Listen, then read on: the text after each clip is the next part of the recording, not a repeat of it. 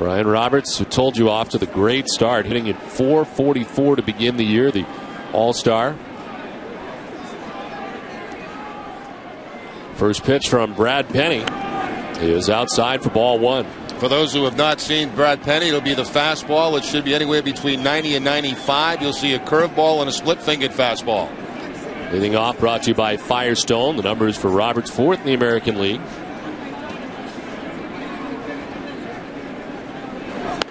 The strike from Penny, and the count evens at 1-1. A chance here tonight for the Fenway faithful to see Brad Penny. His first start coming on this last road trip in Los Angeles against the Angels. Just outside, and it's 2-1. There are a fair number of Orioles who have faced Penny in the past. Some with success, some not so much. Aubrey Huff is 0 for 7 against him. Cesar Turris 1 for 8, but Ty Wigginton is 7 for 18 at .389. About fifth in the order as Roberts carves it foul. Yeah, the best numbers, Ty Wigginton and Ryan Friel, who he saw in the National League. Yeah, Friel for 8 for 19, hitting at .421. And Wigginton at .389, 7 for 18.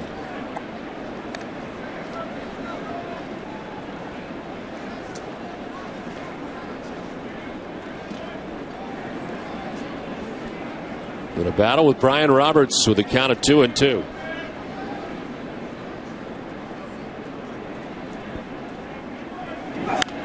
Roberts fouls off another and will do it again.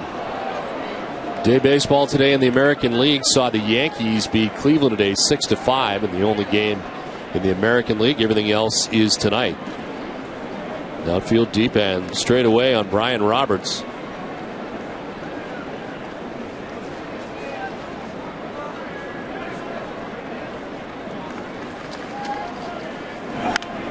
Fouled off again, and the battle continues. Brian Roberts signing a new long-term extension with the Baltimore Orioles. There was some talk last year that maybe he'd be traded, but that certainly changed. Signed a 5-year extension through 2013. Dave Tremblay returning with the Orioles for another season. Finally, Penny strikes out Roberts. Roberts doesn't like it. That call was called a ball earlier in the sequence, and this time called a strike. Just about every pitch in that at bat from Brad Penny has been away from Brian Roberts, and finally picks up the outside corner. Questionable call. Roberts didn't like it, but Kerwin Daly making the strikeout call.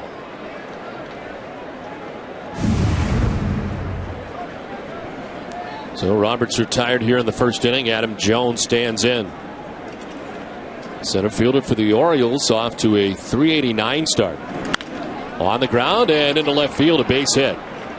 Quickly through the infield, and his torrid pace continues. Seven-game hitting streak now for Adam Jones. He's 11 for his last 27 as he takes the Penny fastball and finds that hole between third and short.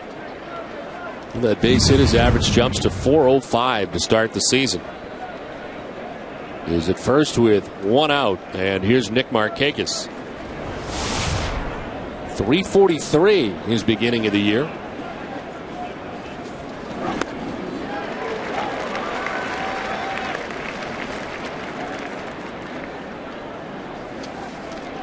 The top four guys in this lineup really swinging the bat well. Markakis followed by Aubrey Huff. He's another guy who signed an extension during the offseason, did so in January. A 6-year extension through 2014 with an option for 2015. So they're locking up their best players. They elevate, and chasing at 94 was Markakis.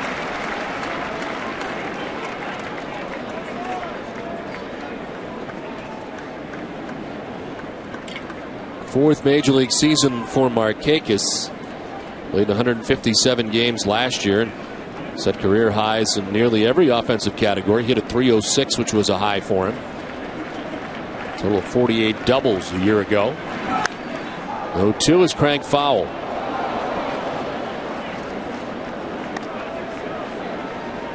the numbers for Markakis in now his 4th season. Led the majors last year in outfield assists from a defensive standpoint with 17.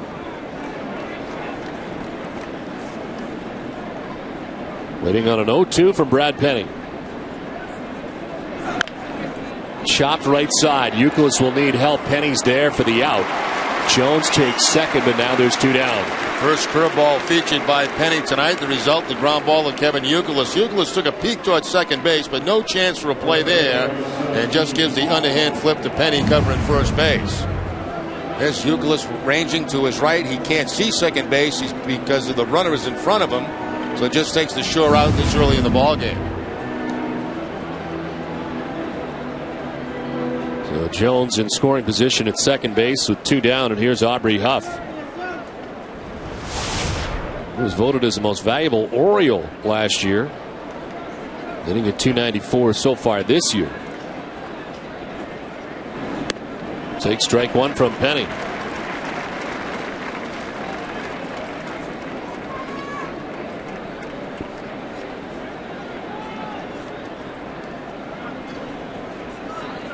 For Huff, they're straight away in the outfield.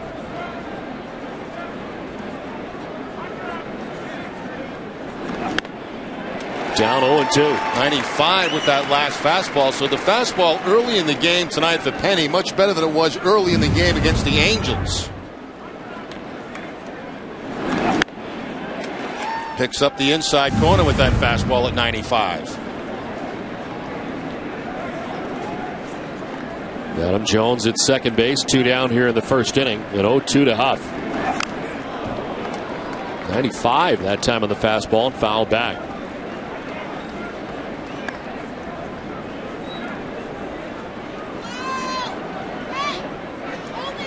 Red Sox wearing the hanging Sox hat, as they will on Fridays.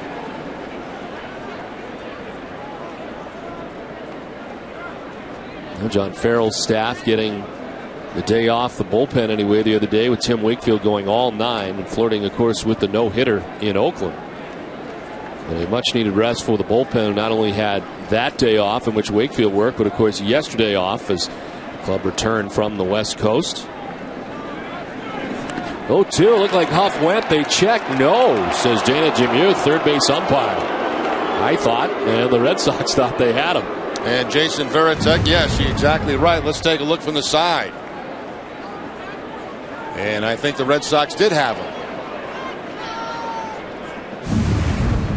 Well, that may be fortunate still to be standing at home plate with another chance, with a count of 1-2.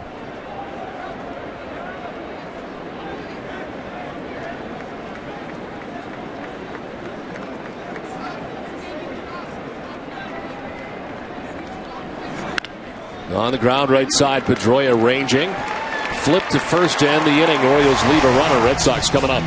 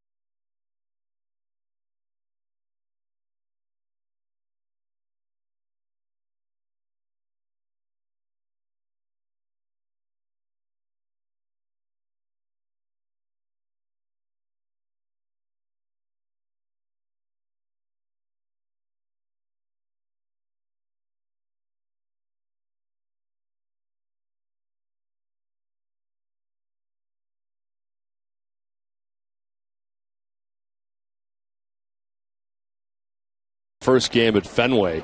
This youngster has chosen Fenway Park. Having sat through Hannah Montana concert, Jerry, I think Fenway Park is where I would want to be. A lot of screaming going on, huh? A lot of screaming going on. And the Jonas Brothers mixed in as well. This one chopped to second. Roberts plays the high hop. And Ellsbury is out number 1. Let's check out the Red Sox starting lineup brought to you by New England Chevy dealers. We've seen Jacoby Ellsbury's in center field. Dustin Pedroia at second base. David Ortiz, the DH. Kevin Youkilis at first base with J.D. Drew in right.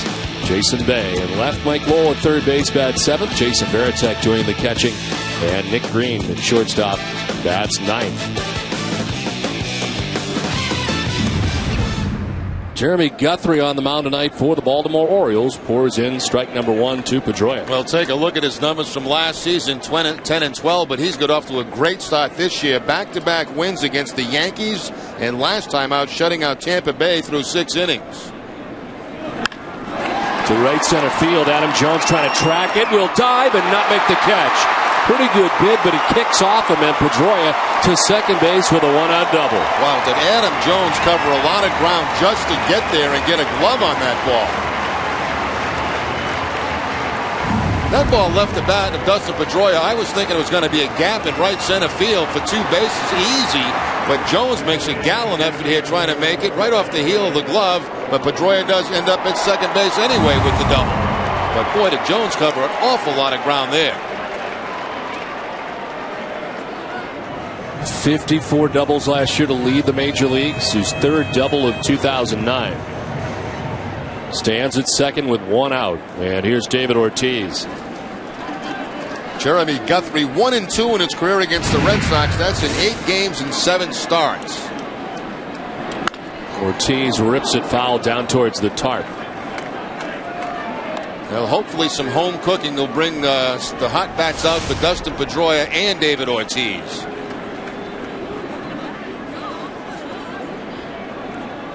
Just the 176 batting average for David. A 2-for-14 series against the Athletics. And some frustrating at bats along the way.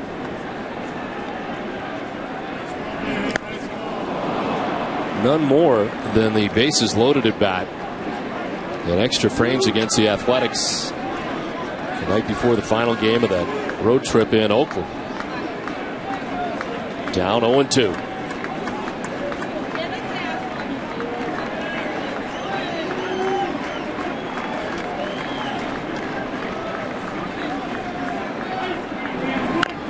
Little number front of the plate aggressively out is on, but it's a foul ball. Let's take a look at the Oriole defense, which is currently 9th in the league with 5 errors in 9 games. Ty Wigington at third base, Cesar Torres the shortstop, Brian Roberts at second, and Aubrey Huff at first. Left to right, Ryan Friel, Adam Jones, and Nick Markakis, and Greg Zahn. Used to be with Toronto Blue Jays, now the Baltimore Orioles catcher. 1 out, Pedroia in scoring position at second base. Kevin Youkilis on deck. Ortiz strikes out. 94 up and in. First strikeout for Jeremy Guthrie. That Guthrie quickly getting ahead of David Ortiz and going up and in with that fastball. Ortiz can't stay off it. Everything had been down in the zone. Once they get ahead of Ortiz, upstairs with the fastball. 2 down for Kevin Youkilis. Talk about good starts. How about 472? 2 homers, 5 runs batted in.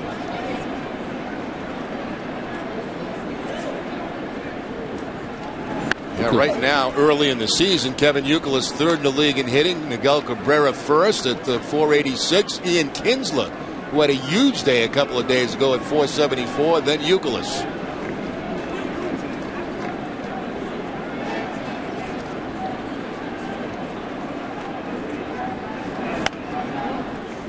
One and 1 to Youkilis.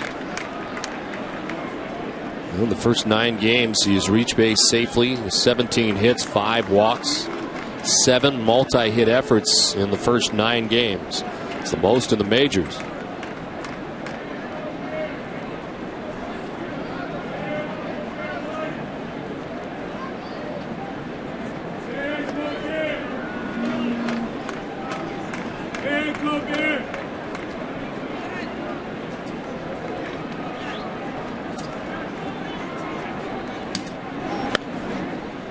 Zahn tried to frame it, but it's outside for a ball. 2-1. That's the slider from Guthrie. You'll see the fastball, curveball, slider, and a changeup.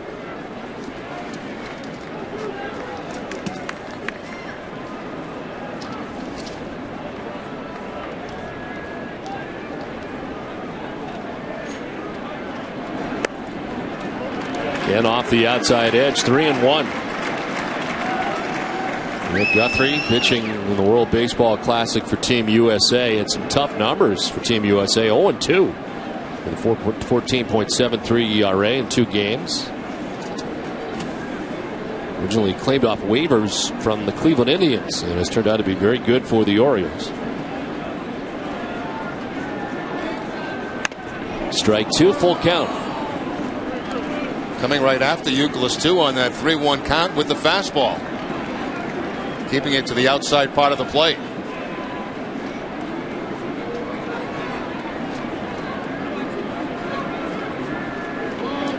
Doyle with a good lead off second base with 2 outs. Youkilis strikes out to end the inning. Back-to-back K's scoreless after 1.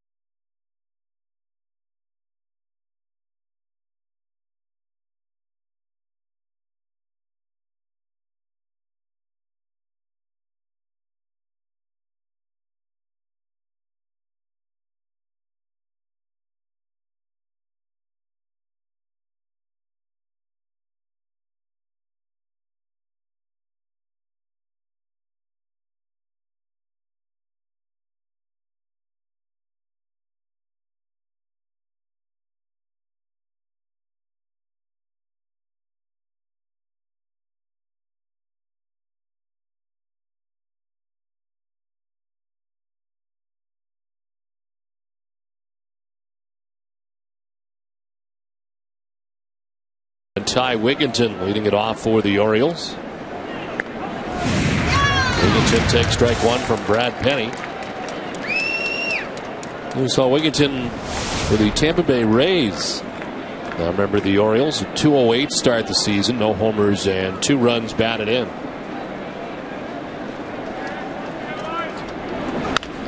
Up the middle, it finds its way into center field. Told you about the good numbers for Wigginton against Penny. They continue with a leadoff single to begin the second inning. Now 3-9 coming into the game with a home run. He takes the fastball from Brad Penny, takes it right back up the middle for the base hit. Start off the second inning. Topspin ground ball. It'll quickly get through. So that base hit now hitting at .421 against Brad Penny as he stands at first base.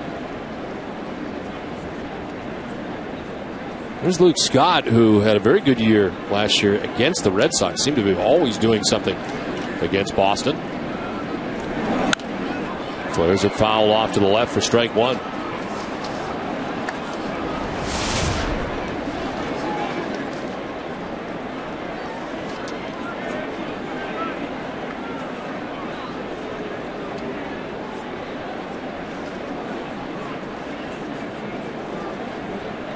There's 2 home runs, both against Roy Halladay to begin the year. Up and away, and it's 1-1. And he wants a new baseball. Home plate umpire Kerwin Danley.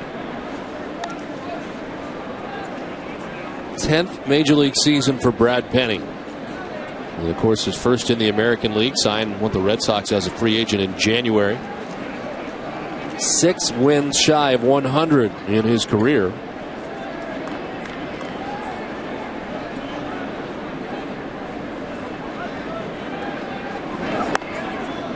Falls behind now, 2-1.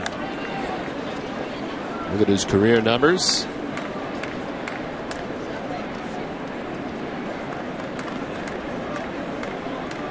This was a teammate, Josh Beckett and Mike Lowell, the 2003 world champion Florida Marlins team.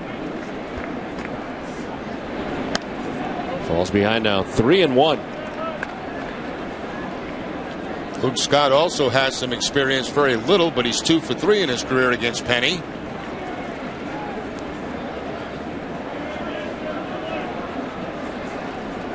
Greg Zahn waits on deck as Wigginton led this inning off with a single. Now 3-1 to Luke Scott.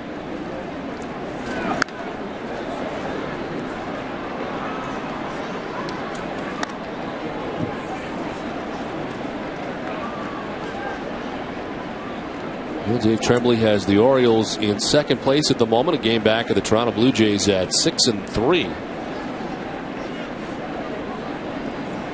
Toronto off to that very quick 8-3 start.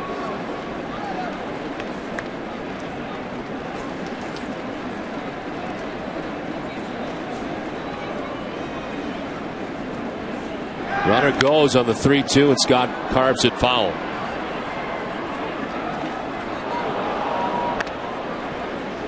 We saw Greg Zahn waiting on deck, a guy who's been all over the major leagues in different spots, but was originally drafted by the Orioles in the 17th round back in 1999. Yeah, it started, I take that back, in 1990 was his first year in pro baseball. And that was with the Orioles. Got into the majors in 95 with Baltimore for the first time. So returning to Baltimore. Runner goes, and making contact is Scott to left.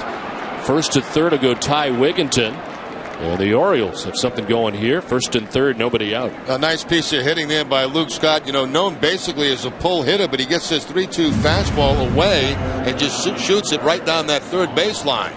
Too close to take. Probably would have been strike 3. See how far off the line Lowell is, and finds that left field corner. So back-to-back base hits. The Orioles have that first and third situation with nobody out. At the corners, Greg Zahn standing in. It's with the Orioles the first time from 1995 through 1996 before heading out to a bunch of different spots in the majors.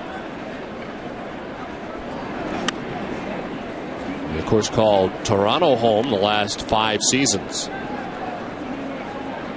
The Orioles have been getting it done, in fact, leading the American League in some key spots and with men on, runners in scoring position, as they have Wigginton at third base.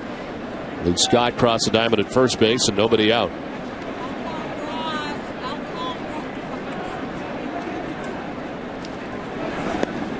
Breaking ball for ball 2, 2-0.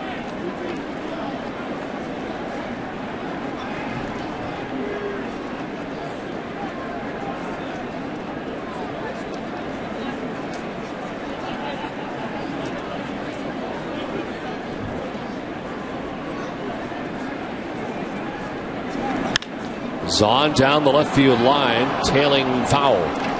Create your own Red Sox collectible using your favorite photos at the photo store on RedSox.com. It's easy. Just upload your photo, choose from prints, mugs, magnets, and more. Place your order, and you're done. In 3 easy steps, you can make your very own Red Sox memory. Go to RedSox.com today. Brad Penny about to throw his 30th pitch of his outing. Runners at first and third. Nobody out. A 2-1. Inside, 3-1.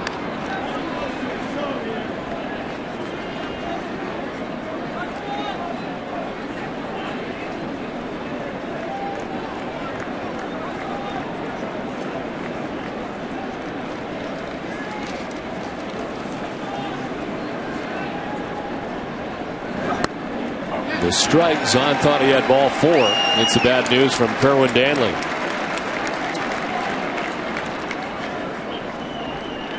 Well, Roberts didn't like a call on an outside fastball back in the first inning. Zahn didn't like that one on the 3-1 count.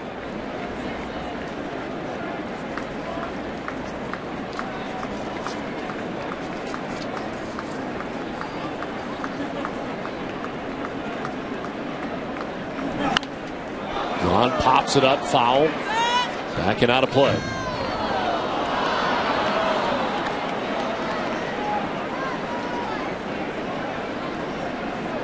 Well, the Red Sox took the season series last year against the Orioles. The Red Sox were 12-6 against Baltimore last year, including winning 7 of the last 8 games of the season series. Since 05, the Red Sox are 49-23 against the Orioles. Ball 4, and Zahn down to first base. The walk loads the bases for the Orioles. We mentioned this offense for the Orioles. They come into the game tonight first in the league in on-base percentage, third in the league in runs scored. The Toronto Blue Jays lead the American League in runs scored.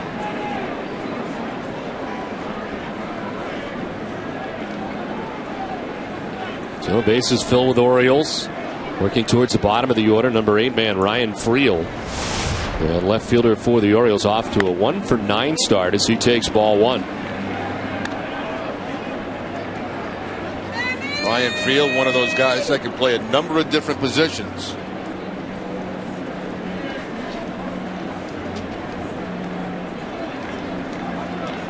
Friel coming from the Reds. Deal that involved Ramon Hernandez. Right now, Penny having trouble finding the strike zone. Falls behind 2-0. He's been behind virtually everybody in this inning. And a little meeting with he and Jason Varitek, try to get him back on the right page.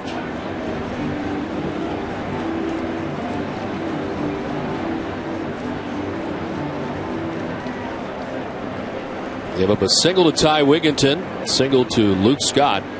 Then walk Greg Zahn to load the bases. Nobody out. Golden opportunity here for the Orioles.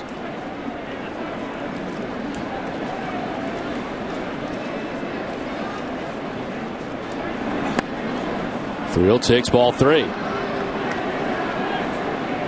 having a very difficult time finding the strike zone right now with that fastball.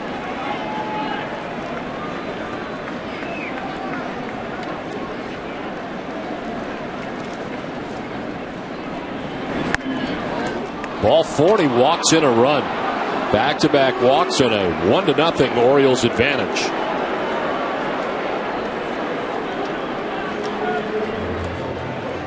We'll credit Ryan Friel with an RBI, his first of the year. And still nobody out. The bases loaded. John Farrell headed out to talk to Brad Penny.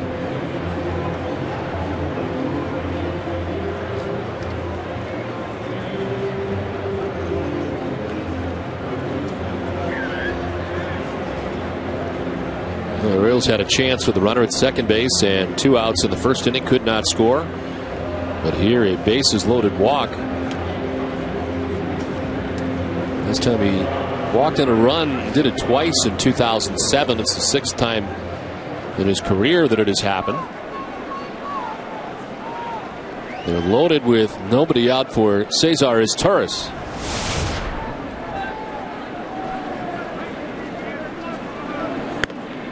In there for a strike. In the absence of Miguel Tejada last year, the Orioles really was kind of a revolving door at shortstop.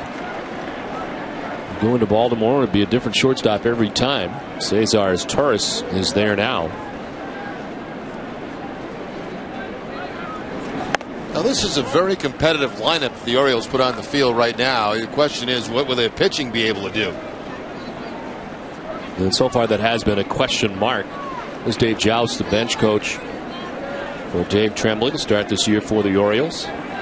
He was on Grady Little's staff at one time for the Dodgers, of course, after leaving the Red Sox. Here's Hunter Jones, who had an interesting day the other day. Wow, did he ever? He flew, leaving the Paw Sox, cross country to Oakland and got to the ballpark just in time to load the charter and fly back across the country from Oakland to Boston. So he spent virtually the entire day flying or waiting to fly. Framed by Varitek. Got a ball, and it's 2-2. You could see the shoulders drop there for Brad Penny. He thought he had strike 3. Yeah, that's about 11 straight hours of flying with a little interruption to get to the ballpark. Just at the end of the game. Trying to get to the majors for the first time is not easy. But even tougher if you're Hunter Jones and his travel schedule. That's a story he'll be able to tell his whole life, isn't it? Sure is. The worst part is, can you imagine if he had flown across country and then missed the charter back because he was so late in getting there in the first one, and then he had to wait longer to get a flight back? Well, the good thing about it is he really didn't get out of that Eastern time zone. He didn't have time.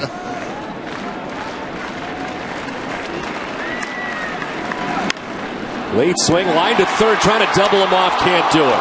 Good bid by Lowell, diving to the bag with the ball in his glove. Records the out on his Taurus for the first out of the inning.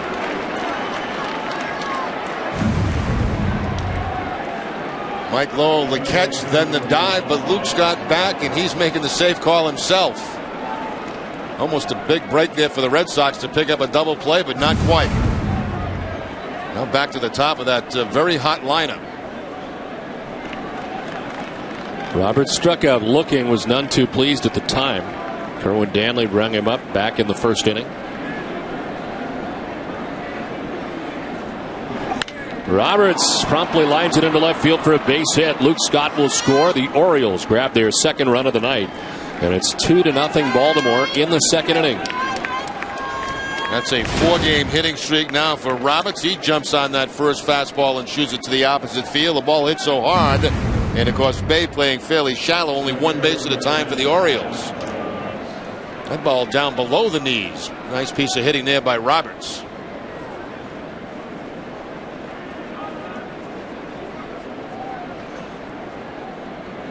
So a couple of hits, couple of walks have got Penny in trouble here in the second inning. Still just one out, and the base is still loaded for the Orioles. Adam Jones, the batter.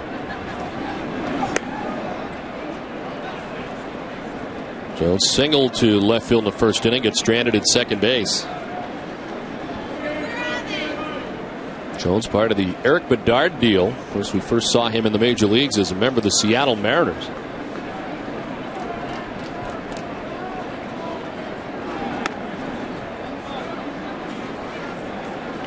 Pitches mounting for Penny as he gets up to 46 pitches, falling behind again now, 2-0. Yeah, very uncomfortable on the mound right now with both his fastball. Tried the breaking ball there, couldn't get that for a strike.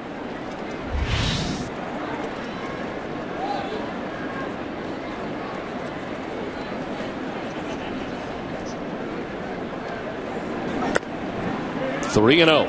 Penny's only made one other Fenway start. That was a member of the Florida Marlins, and that didn't go very well for him. Back on June 29, 2003, 5 innings, 9 hits, 9 earned runs.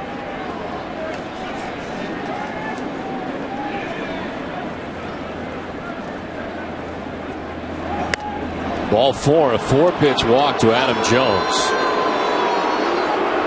Third walk allowed of the inning. Third run scored by the Orioles as Zahn touches home plate. It's 3-0.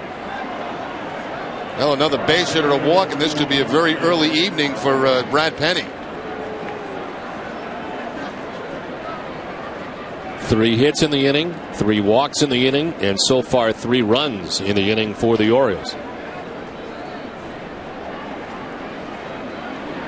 The 8th man to bat for Baltimore is Nick Markakis, grounded out to first base first time up.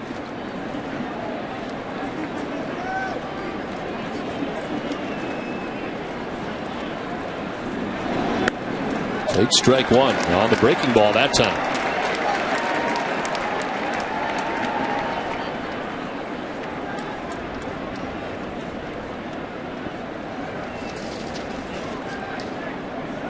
Through 86 pitches in his first outing at Los Angeles.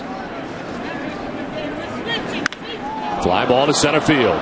Deep for Jacoby Ellsbury. Heads back at the wall. It is gone.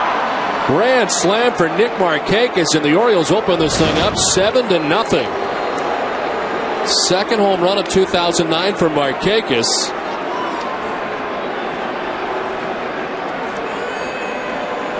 Markakis now with his second home run with those 4 runs batted in, has a total of 14 now on the season. And the Orioles jump out very quickly. That's a curveball from Brad Penny down about to knee high, but Markakis to straightaway center field.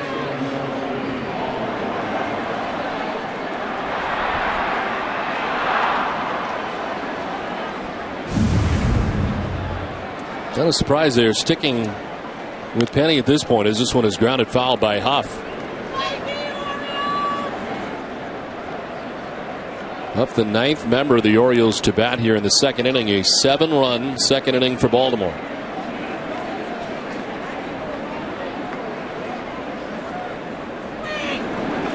Huff lines it down the left field line, foul back into the seats. That's interesting. In this game, Penny comes out with the velocity he didn't show till about the 3rd or 4th inning against the Angels, but it's not working for him tonight.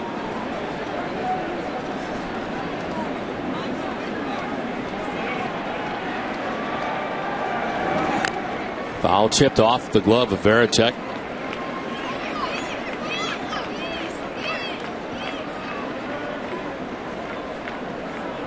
Grand slam for Nick Markakis. Penny getting in trouble with walks in this inning, 3 altogether.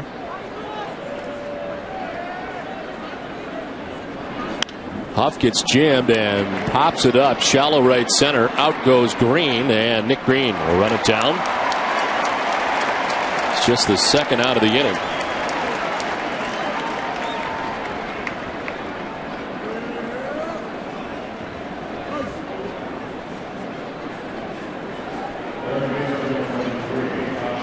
Here's Ty Wigginton.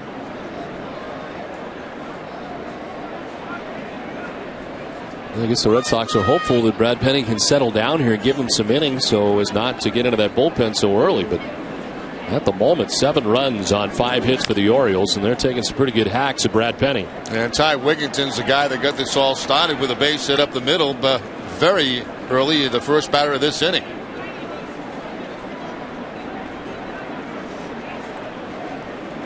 If you're looking for a silver lining, at least it's early.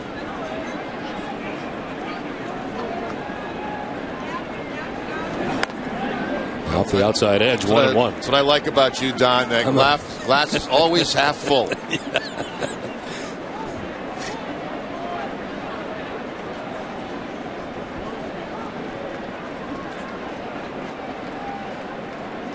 Wigginton batting for the second time. He singled and scored to get this inning started.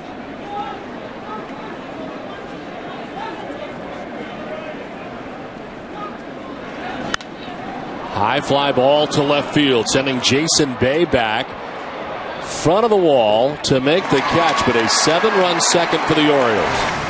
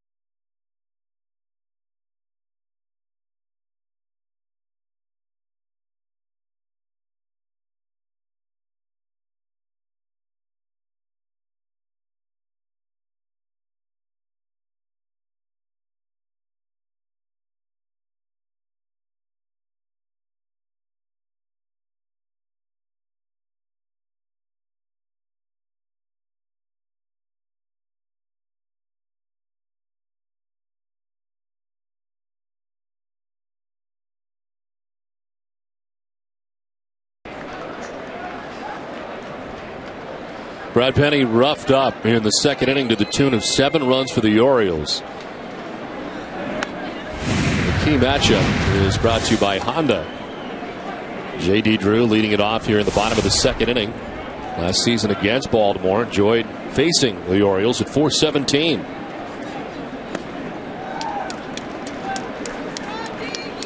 Jeremy Guthrie had a while to wait while his team was compiling 7 runs. Gave up a 1-out double in the first to Dustin Pedroia, but then proceeded to strike out both Ortiz and Youkilis back to back. And got out of trouble in the first. Nick Markakis' grand slam has the Orioles on top 7-0. Drew taken all the way. The Red Sox certainly need base runners and have one to begin the second. The Boston Bruins' quest for the Cup, presented by Comcast, continues tomorrow night in a rematch of last year's first-round battle. The #1 seeded Bees host the #8 Montreal Canadiens. Join Catherine at 7 on NESN HD for a special 1-hour edition of WB Mason Bruins Face-Off Live, followed by the opening face-off at 8 p.m. Did you catch last night's action in Game 1? I watched it from start to finish. Well, I should say I watched the start of it from P.F. Chang's, and then I watched the rest of it from home. Jason Bay at .345, 2 homers and 7 runs batted in. Takes the strike from Guthrie to even the count at 1-1. Now, I know you're going to be happy with the back checking. That's something you look for a lot when you watch hockey, I've noticed. I know nothing about it. I enjoy watching it.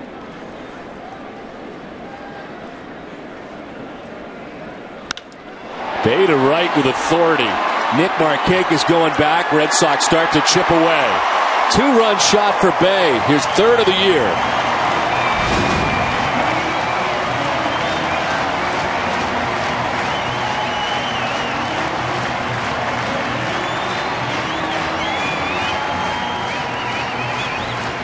Well, Jason Bay showing his strength, going with the breaking ball and going to the opposite field with this. So Bay picks up #3, RBIs #8 and 9. And the Red Sox get a couple back very quickly here in the second inning.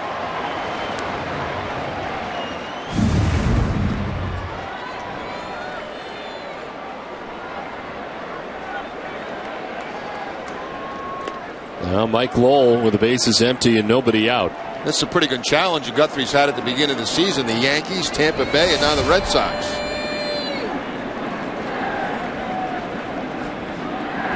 A long wait in between the first and second innings. Of course, his team scoring 7 times. A walk to Drew to begin the inning, then the opposite field 2-run shot for Bay. Guthrie trying to find his bearings here. Still has a 5-run pad, but is behind already 2-0. There's a strike, 2-1.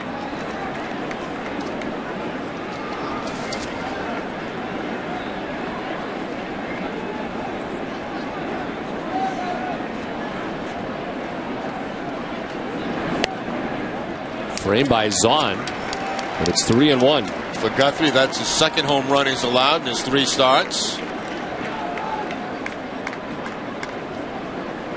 Jason Bay showing that opposite field power. Ball 4. Second walk of the inning allowed by Guthrie.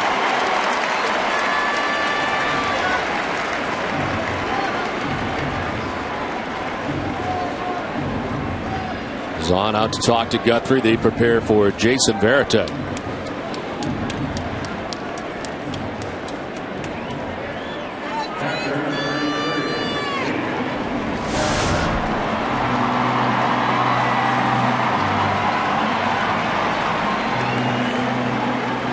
Varitek had a quiet series in Oakland, going 0 for 7 in the series, 3 for 13 on the road trip as he checks in at 200 so far in the season.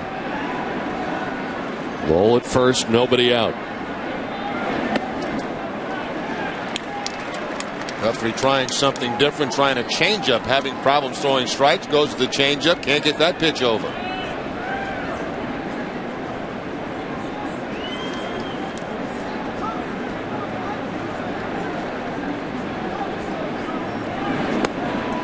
It's Adam for a strike, and it evens the count at 1-1.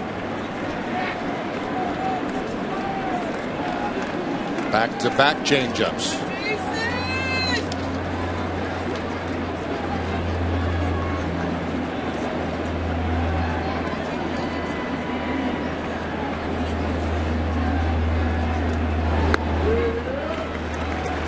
Guthrie 1-2 with a 3.43 earned run average in 8 games. 7 starts against the Red Sox. 0-1 here at Fenway with a 3.93 ERA. And the Orioles' team have lost all 3 games that he has started here. Varitek up the middle is Turris. Hits the bag and kicks into center field. Heading for third is Lowell. No throw. And the Red Sox get a fortunate bounce there. If not, his Turris probably runs that down, but kicks off the bag and into center. Yeah, I'm not sure he would have got a double play, but he probably would have got an out of it. Might be one of those nights here at Fenway Park. Mike Lowell continues on to third base, so the Red Sox have a first and third now with nobody out. So Don, whose glass is half full at all times, is looking smarter and smarter right now. What did I tell you? It's early, very early. Especially with this Orioles pitching staff, the way they've started the season. 7-2, first and third, nobody out. Nick Green takes ball 1. Another start at shortstop for Green at .273. No homers and a run batted in. With some sparkling defensive plays in the no-hit bid for Tim Wakefield. Yeah, he's done an exceptional job defensively at shortstop since being put in there after Jed Lowry's injury. 5 straight starts at shortstop for Green. He was 1 for 8 in the series against the Athletics. Fly ball to right. Markakis makes the catch. Lowell's going to try it. Here's the throw from Markakis. Now he stops and goes back. Just trying to draw the throw he did. It was not a good throw from Markakis. He might have been able to score, but he's trying to draw that throw, and he did. Well, you remember you mentioned the guy had 17 assists last year, and that's one of the reasons you're very careful in not sending a guy, especially Mike Lowell, who is not running very well, and he's still down by 5 runs. It makes it look a lot worse when the throw is that far off target, but that is the correct move if you're the third base coach. So it's first and third with 1 out. Back up top to the top of the Red Sox order, Jacoby Ellsbury. Grounded out to the second baseman, Brian Roberts, in the first inning.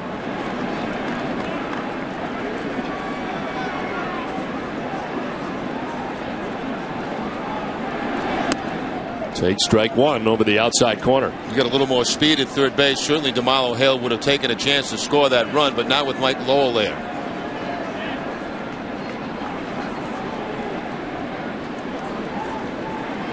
I think you'll agree that DeMarlo Hale has done an outstanding job in his tenure as third base coach for the Red Sox.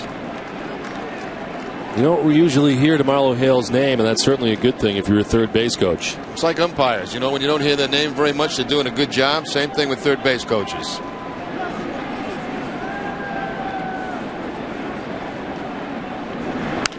Late swing almost took out Lowell. Able to duck the head out of the way, standing in foul ground for that very reason.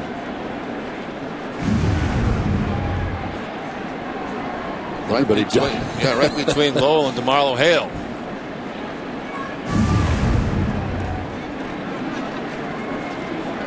Lowell at third base. Varitek crossed the diamond at first. 1 out. And a 1-2 for Ellsbury.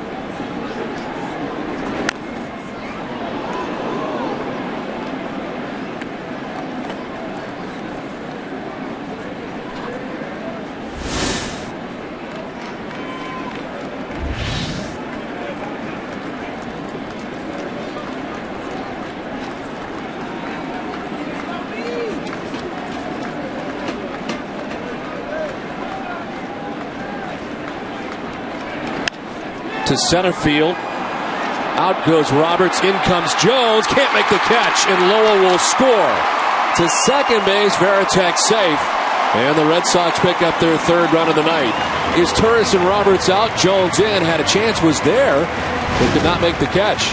Now, how about the 2 hits in this inning? One goes off the second base bag. This is besides base home run, of course. And this one goes off the glove of Adam Jones out there in center field. Fortunately, there was nobody at second base covering, or Veritek would have been forced out on this play. Ball bounces back. It's Ryan Friel that picks it up and throws it back in, but Aubrey Huff was a little bit late getting to second base. He thought the ball was going to be caught.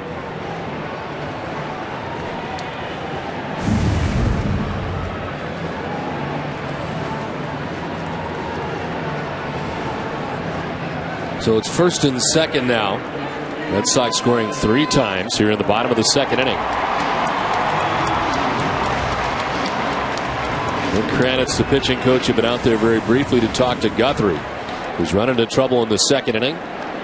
Pedroia got him for a double in the first inning, and here's his second go around against Guthrie.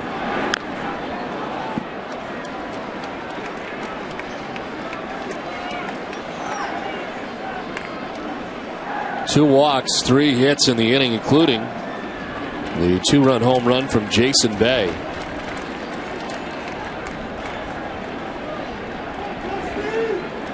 This would be pitch number 40 of the night for Jeremy Guthrie. And it's outside for ball 1.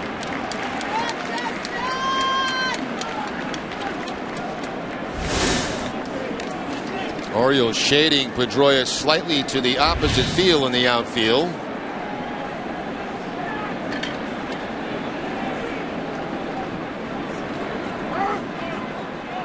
Zahn wants time and gets it from home plate umpire Kerwin Danley.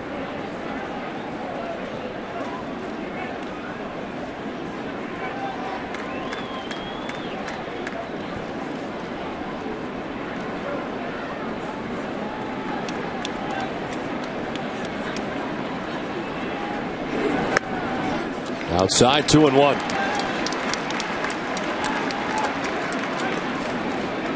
"93 pitches in Guthrie's first start, 98 last time out. And tonight so far, 41 pitches as he works with 1 out in the second inning. He had a 7-run lead. It's now down to a 4-run lead as the Red Sox have gotten 3 back so far. Pedroia fouls this off to the right. Trying to keep that fastball away from Dustin Pedroia. I really think in this ballpark, that's the way you try to pitch him away, see if he can drive the ball to the opposite field. In this particular at bat, everything away from Pedroia with the exception of that first pitch, which was a breaking ball.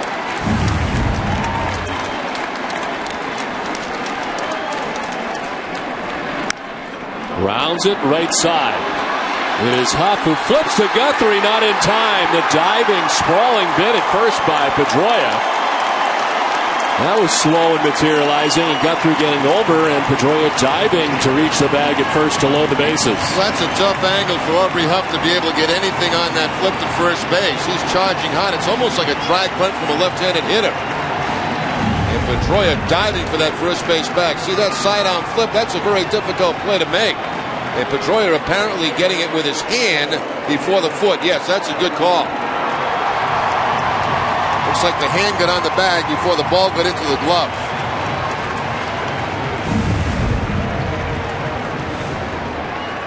Loads the bases. Second hit for Pedroia and a chance for David Ortiz. Tying run at the plate already. After the Red Sox trail by 7. Strike 1. Ortiz struck out in the first inning. Always good numbers in this situation for David Ortiz in the course of his career, including 8 grand slams.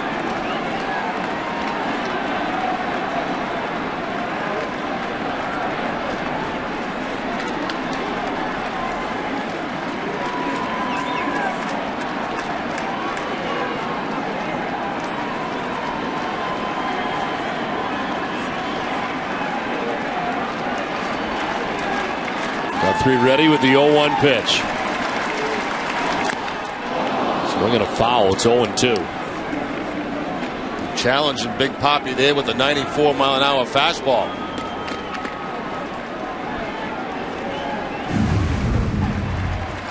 Ortiz fouling it off and out of the glove of Zahn. Bases filled with Red Sox. 1 out in the inning.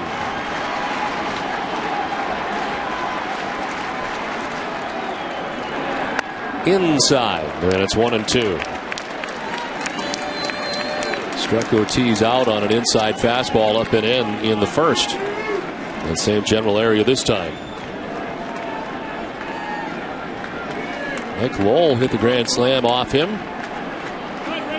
Opponent has done quite well in this situation as Penny sits and hopes the Red Sox can take care of the deficit. Ortiz fouls it off.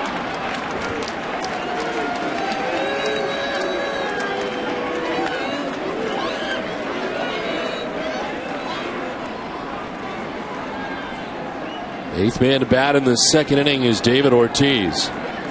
With still just 1 out.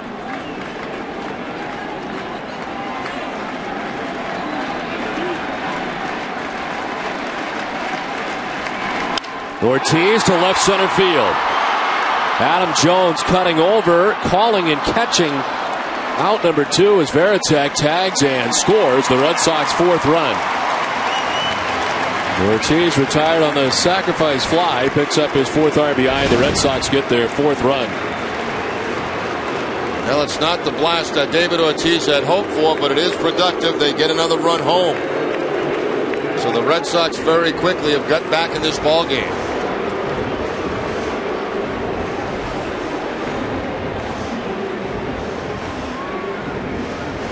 Now Ty Wigginton coming in to talk to Guthrie.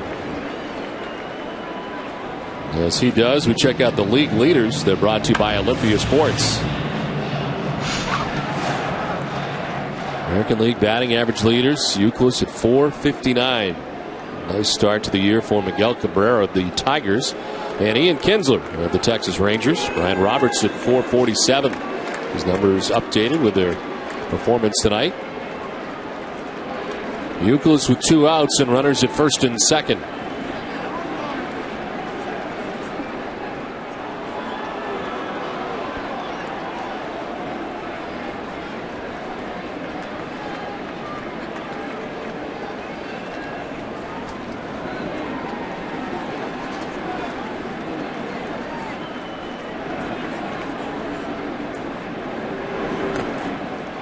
Ball 1. Guthrie about to throw his 50th pitch of the night as he works here an inning and 2/3 deep. On the other side, Brad Penny through the first 2 has thrown 57 pitches, and it's a 7-4 ball game right now.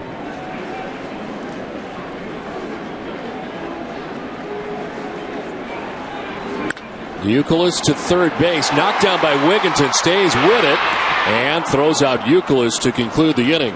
Red Sox score 4 times at 7-4 Baltimore.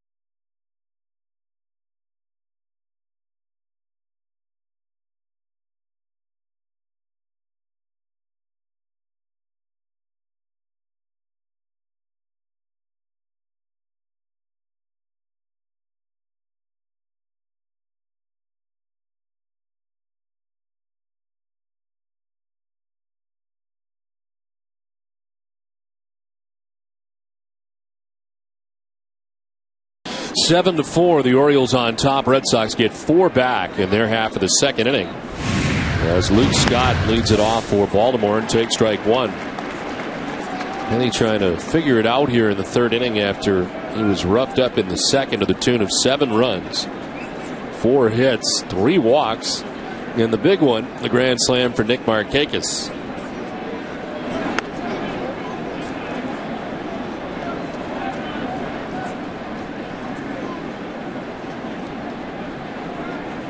About to throw his 60th pitch of the night.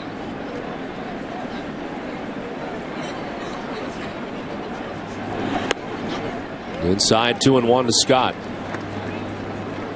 And Scott, part of that second inning, he singled in the inning and scored a run. The Orioles sent 10 men to bat. Zahn will be next. Scott full to the pitch, and it's 2-2. Pretty good split-fingered fastball that time from Brad Penny. We mentioned in that first at bat, Luke Scott a pull hitter, but not the first time up tonight. He went down that third baseline.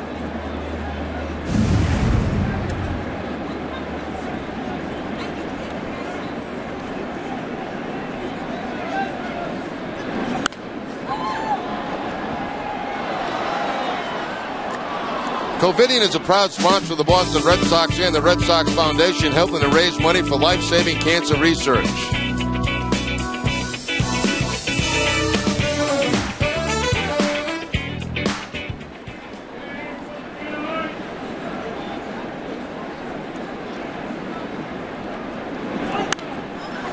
Hopped up, foul, back and out of play.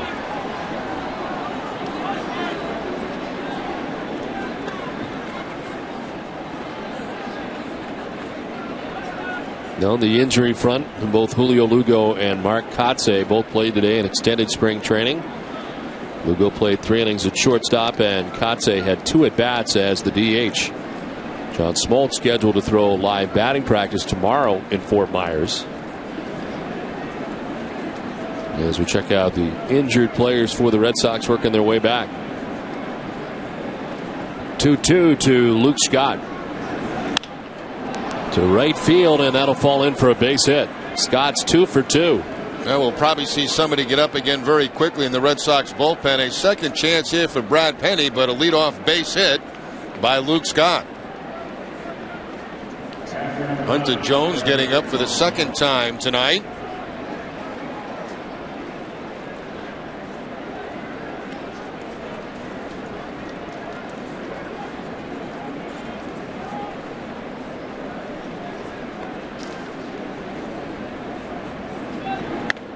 Zahn takes ball 1 inside. He walked in the second inning and scored the 3rd Orioles run.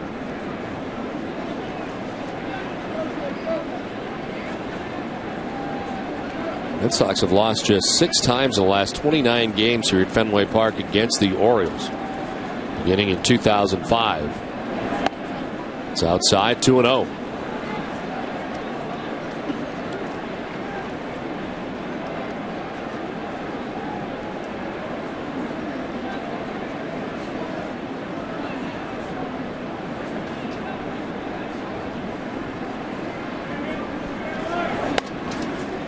Red Sox losing the first 3 series of the year. First time they've done that to begin a season since 1958, when the club dropped the first 4 series of the year. Of course, this series against the Orioles, a 4-game series, wrap around with the morning game on Monday.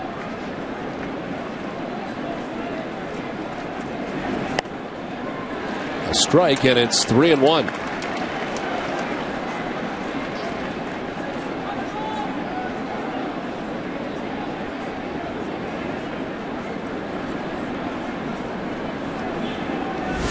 And Friel on deck, lead runner on, and Luke Scott to begin the third. 3-1 to Zahn. There goes Scott. Zahn to right field.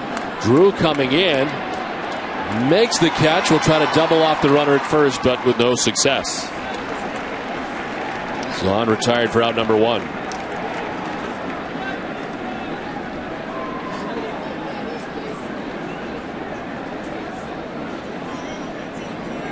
So one down, Scott at first, and Ryan Friel coming up. Friel walked and scored. Scored on the grand slam by Nick Markakis.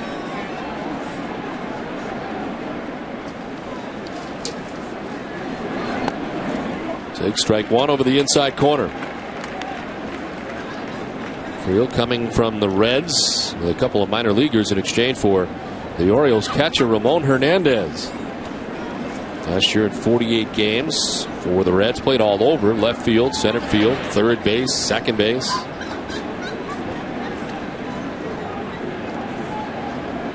Had off-season surgery as his season wrapped up in July last year. Had a torn tendon in his right hamstring. And back this season healthy with the Orioles. Count evens at 1-1 to Ryan Friel.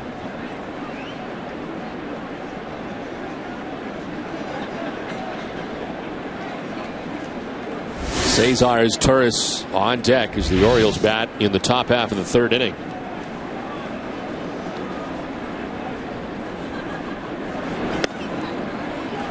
Two and one. Let's see if they try a little hit and run action here. The bottom of the batting order. See if they get some movement for the base runners. Penny not happy with a couple of the calls, but he hasn't been around that strike zone very much to get close calls.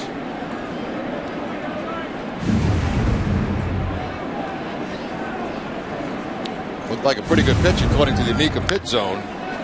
This is chopped just outside the line at third. Where can you score the best Red Sox gear in town? Check out BostonGlobeStore.com. The Boston Globe Store has everything for the die-hard fan. Autographed memorabilia, Red Sox photos, souvenirs, and more. Shop online, shop anytime. Shop BostonGlobeStore.com.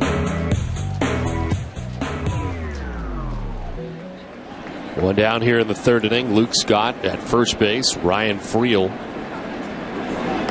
takes the 2-2 for ball three.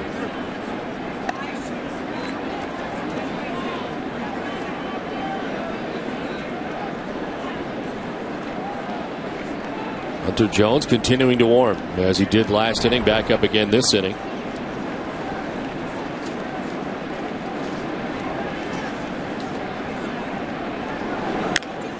Friel fouls it off, actually hit it twice.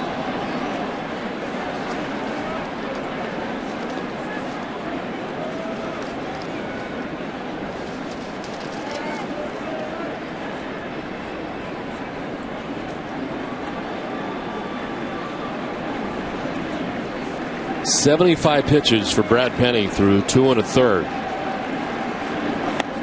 And he walks Ryan Friel, the number 8 batter, for the second time tonight. Fourth walk surrendered by Penny.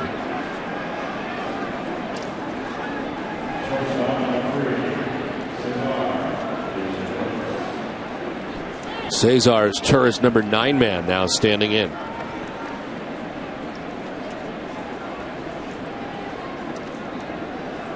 Lined out to third base, first time up.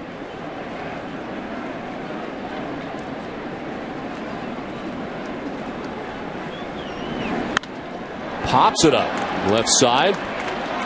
Mike Lowell calling. Makes the catch for the second out of the inning. Infield fly, roll to away. Second time that his Turris is made out to Mike Lowell. First time was a line drive out back in the second inning. This time a little pop up.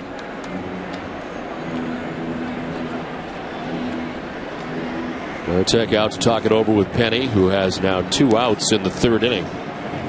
Luke Scott at second, Ryan Friel at first, and Brian Roberts coming up.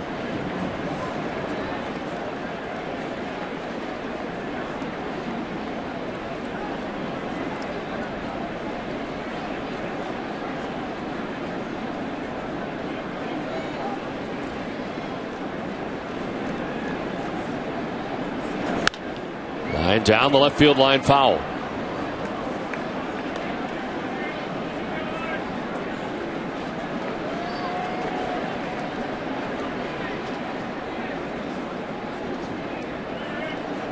Roberts been in the member of the Orioles since 2001. Last year finished up at 296.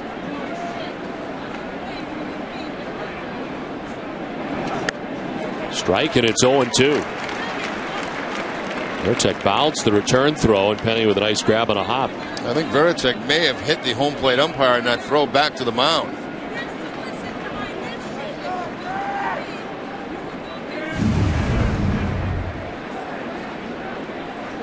Right off the mask, it looked like, and Penny doing a nice job blocking that ball.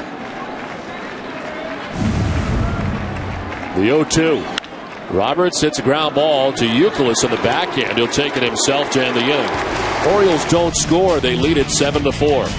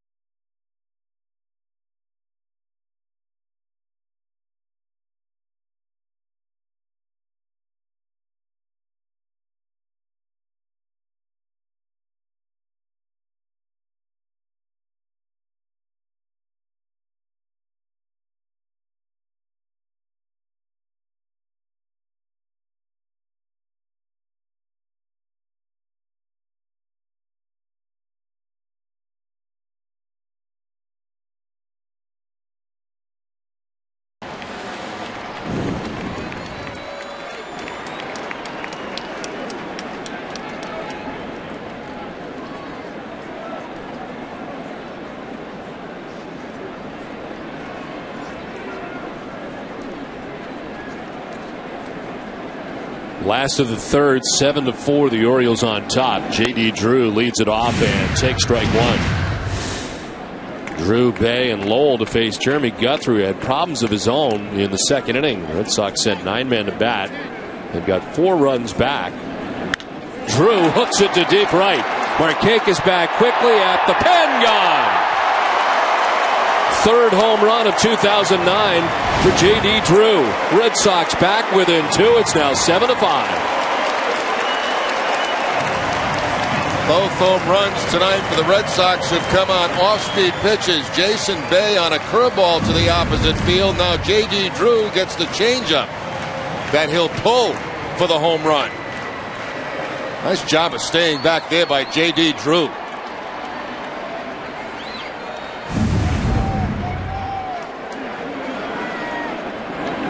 So a nice warm summer-like night here tonight at Fenway Park, and the offense has come out for both teams.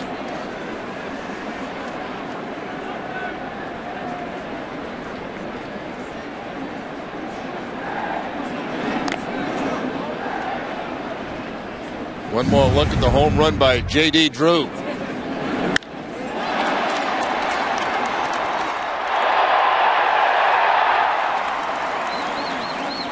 Right off the bullpen wall for the Orioles. They with a swing and a miss down on strikes. Third K for Guthrie, first out of the inning.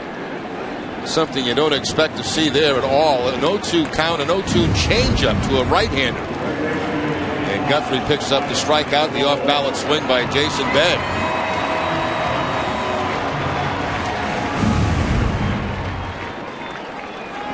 One out here in the bottom of the third inning. Mike Lowell walked as part of the 4-run second inning.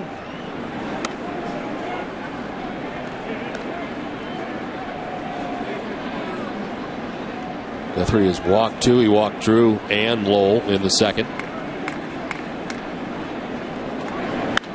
Lowell lines it foul.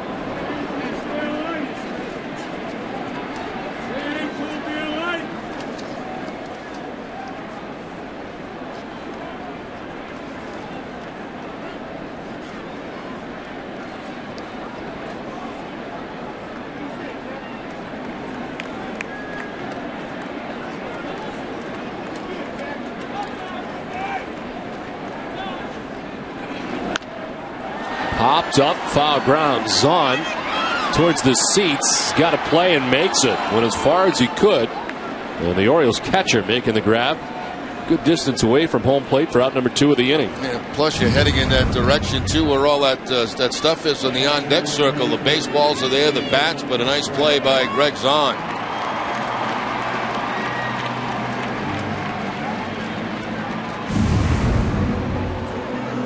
Two down here in the 3rd inning, and it brings up Jason Varitek. Varitek single to center field, and his only at bat tonight. Came around to score the 4th Boston run of the night. Takes ball 1.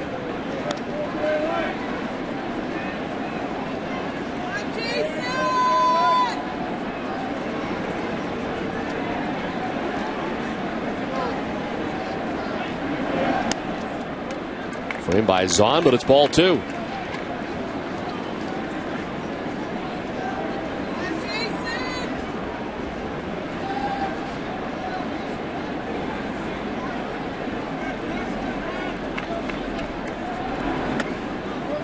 Ball 3.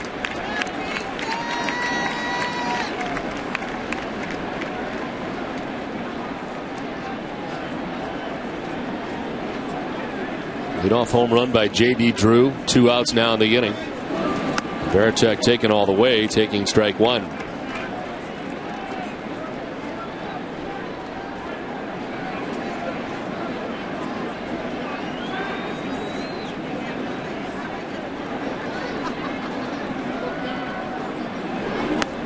Varitek tardy on that. 94 and up. Full count.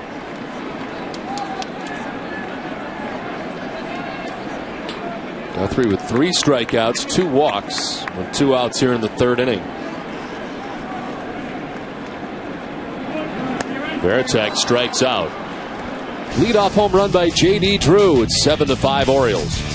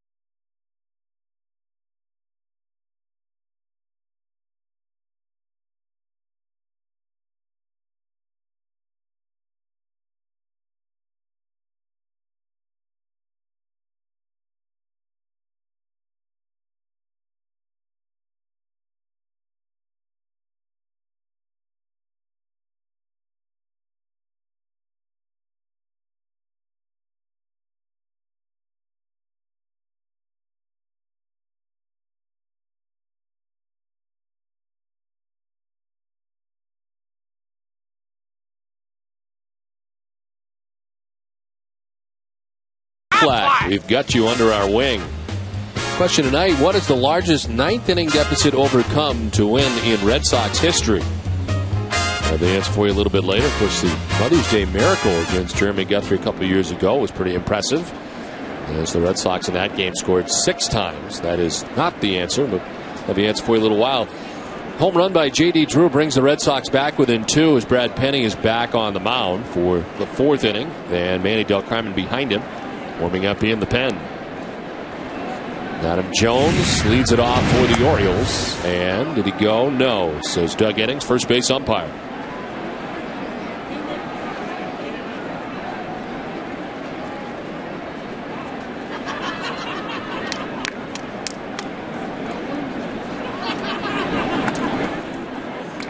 Adam Jones has been on twice tonight, a single in the first, a walk, and a run scored in the second.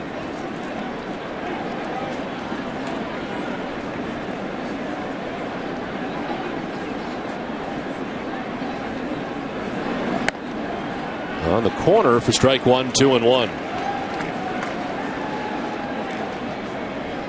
And he got out of first inning trouble after giving up a single to Jones. With one out, he got Markakis and Huff. Second inning, not so much. Faced 10 batters, gave up 7 runs. But has hung in there. A scoreless third inning, and out there now for the fourth.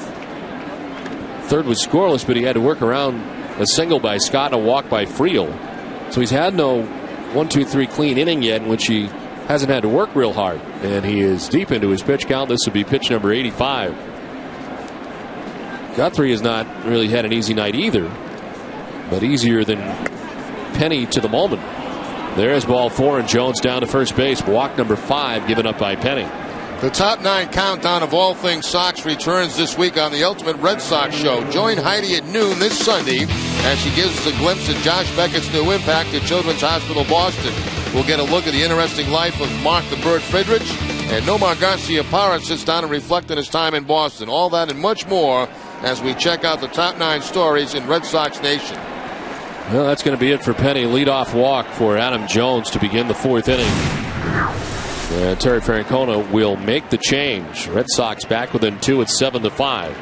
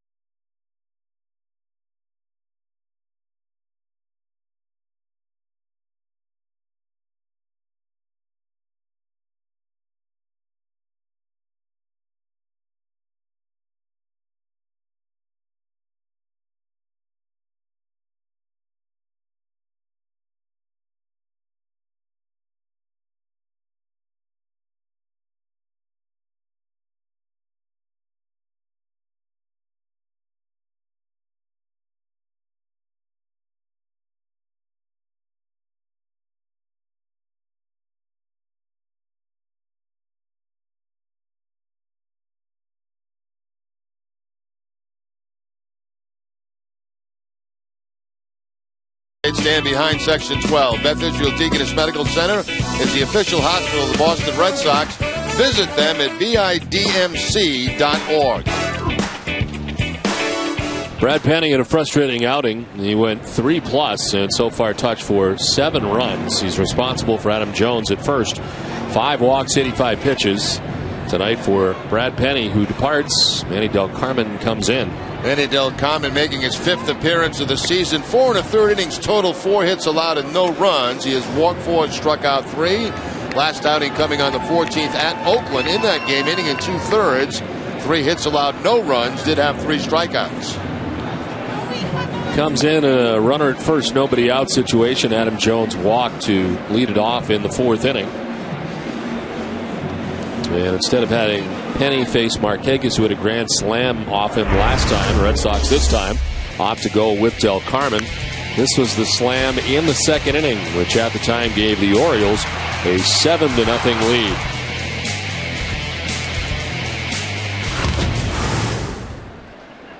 Red Sox have since scored 4 times in the 2nd, a run in the 3rd. It's 7-5 with nobody out in the top half of the 4th inning.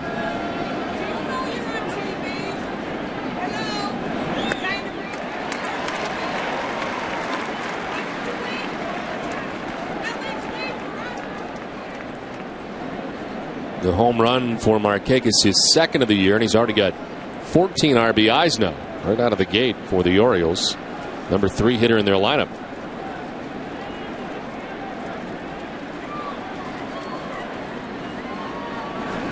Jones started and stopped at first as this foul tipped into the catcher's mitt. Well, if this was still a 7-0 game, you'd probably see Hunter Jones in there right now. But with the Red Sox back in and only down by 2, the call goes to Manny Del Carmen.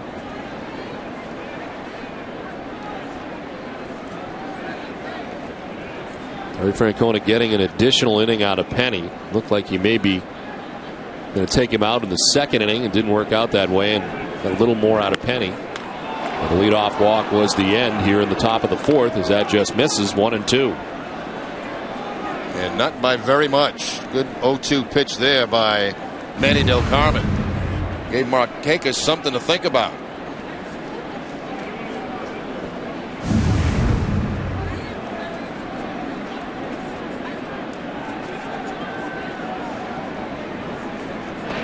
Low throw dug out by Youkilis. Jones back to the bag. Jones does not have a steal yet on the season.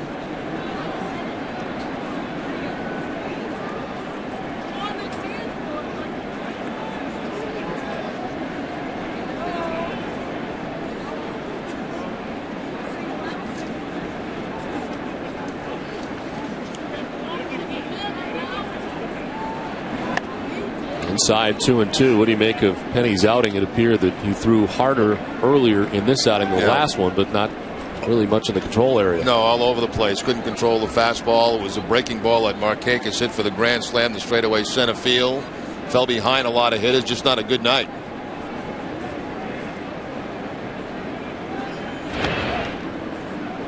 Keeping Jones close at first, diving back again.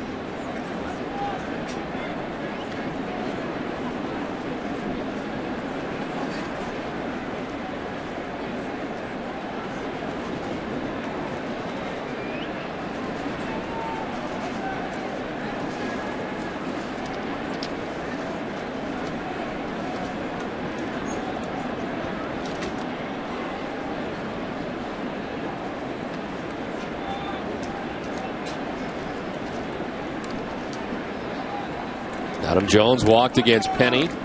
Del Carmen with the count of 2-2 with Nick Markakis.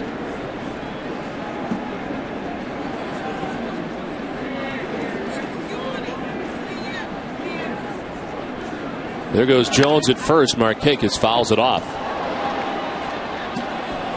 Time now for tonight's trivia question answer, brought to you by Aflac. We've got you under our wing. It's the largest ninth inning deficit overcome to win in a Red Sox history. 7 runs against the Washington Senators, June 18th of 1961. Red Sox trailed 12-5 going to the bottom of the ninth inning, scored 8 times, ended up winning 13-12. Red Sox scored 6 times, we mentioned in the Mother's Day miracle here at Fenway Park against Jeremy Guthrie and the Orioles. Line into left center field for Markakis. His good night continues. Ellsbury back to play it on the track as Adam Jones going to try and score from first base. The throw is going to be up the line, and the Orioles lead it 8-5. Jones came in with a slide and got a piece of the bat that was left over from Nick Markakis. He's all right, and the Orioles lead by 3.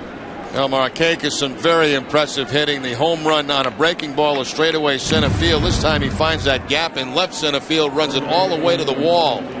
And of course, by the time the Red Sox get it back in the relay, Adam Jones with good speed will score all the way from first base. The run is charged to Brad Penny. Nice scoop there by Veritek to keep Markakis at second base. Now Aubrey Huff, who was 0 for 2 tonight, a ground out and a pop out. Take strike one. He was getting the hands out of the way, and home plate umpire Kerwin Danley called it a strike.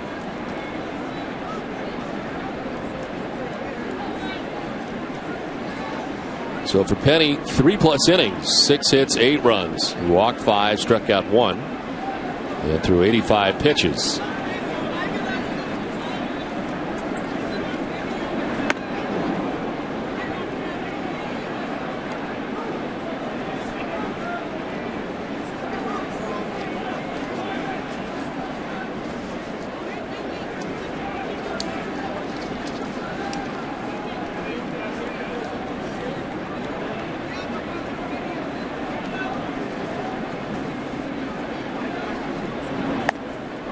Del Carmen allowing an inherited runner to score. He's not allowed a run charged to him since September 7th of last year. This man at 12 games, 16 2/3 innings pitched. And overall, he's permitted just 1 run in his last 22 appearances dating back to last year. Over 27 innings. Swing and a miss. Pulls Huff, and it's 2-2. It changes up again. Well, Brad Penny hopes things change here at Fenway Park. We showed you that graphic earlier when he was with the Marlins. Now in the 2 starts, 17 earned runs.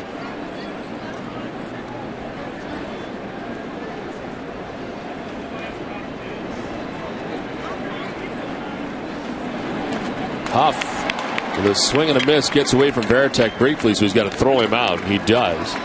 First strikeout for Del Carmen. Put out goes 2-3 for the first out of the inning. Good snapping breaking ball there from Del Carmen to pick up the strikeout. Varitek will check that man at second base, make sure he's not going anywhere, and then record the out at first base. Couldn't tag him. Has to make the throw.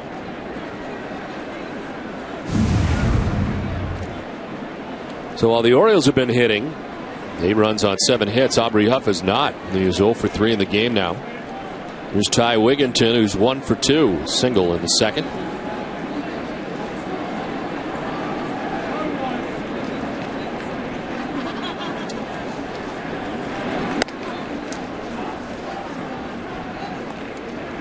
Wigginton signed a 2-year deal as a free agent this past offseason.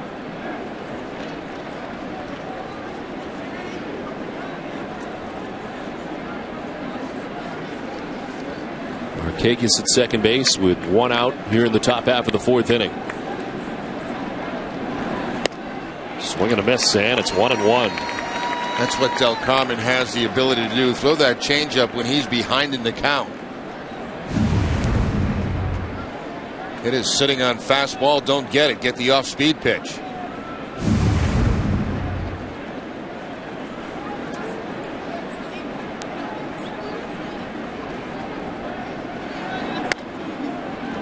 Two and 1 to Wigginton. Danny Del Carmen in the game in the 4th inning.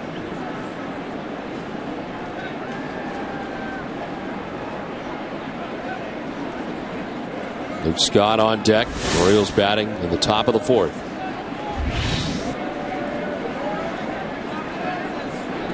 Wigginton to center field. Jacoby Ellsbury back a few steps for out number 2. Tagging at second is Markakis. He'll get to third with now 2 outs in the inning. This copyrighted telecast is presented by authority of the Boston Red Sox and may not be reproduced or retransmitted in any form. The accounts and descriptions of this game may not be disseminated without the express written consent of the Boston Red Sox. 2 outs in the top of the 4th inning. A run in for Baltimore. Nick Markakis now stands at third base with 2 outs in the inning, and Luke Scott, the batter, is 2 for 2 tonight. Single to left, single to right, and he has scored a run.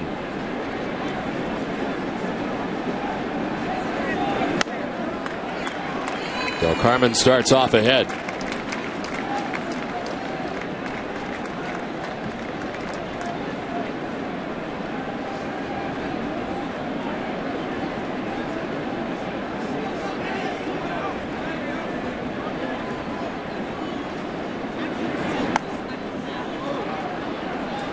Luke Scott coming over from the Houston Astros, part of the Miguel Tejada deal in December of 07. Last year in his first full year in Baltimore hit .257 with 23 home runs, 65 runs batted in. He played 3 previous seasons in Houston with the Astros.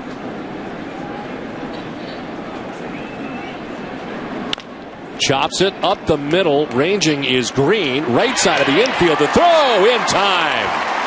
Nice rangy play from Nick Green. Continues to play good defense. Orioles get a run, lead at 8-5.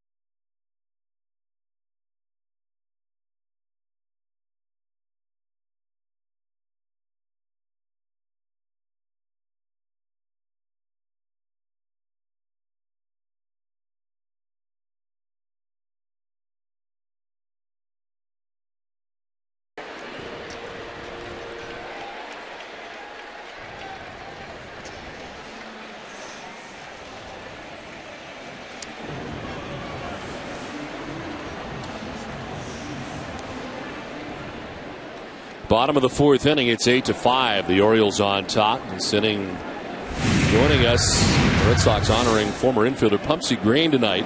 50th anniversary of his breaking the colored barrier. And Pumpsy, thanks for coming up. Great to see you. It's my pleasure being here. Tell us a little bit about what it was like for you when you did come to Boston. The first night was terrifying and happy, and we had a full house. And after turning a double play at second base, I came and ran in the dugout, got my bat, started up the home plate, and I got a standing ovation. And it lasted for a while, and I can remember telling myself, Pumpsy, you cannot strike out and walk all the way back to the dugout after getting this kind of standing ovation.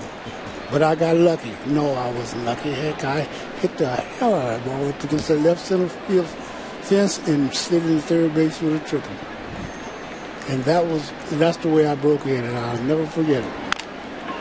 This is on the ground right side. Aubrey Huff to his right, and over is Guthrie for the out. Has to be a very special feeling for you to see number 42 retired in all the ballparks around baseball for Jackie Robinson.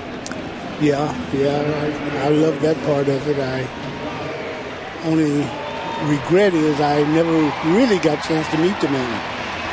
But I'm happy for him and happy for a lot of other ball players that realize what he did for all of us. Have you been back to Fenway Park in recent years at all, or has it been a long time for you? No, I was back here in 04 and one time, not 04, 97, Jackie Robinson 50th year I was here. And one other time for some kind of celebration, I've forgotten. Well, the ballpark's changed a little bit since you played here. Yeah, it's beautiful. I like to see the people above the green monster and sitting in center field and the Coca-Cola bottle. You guys really spruced. Oh, Dunkin' Donuts. Okay. Well, the sponsors are going to love you tonight. Yeah. Pumpsy's debut with the Red Sox July 21st, 1959 against the White Sox. Yeah, that was.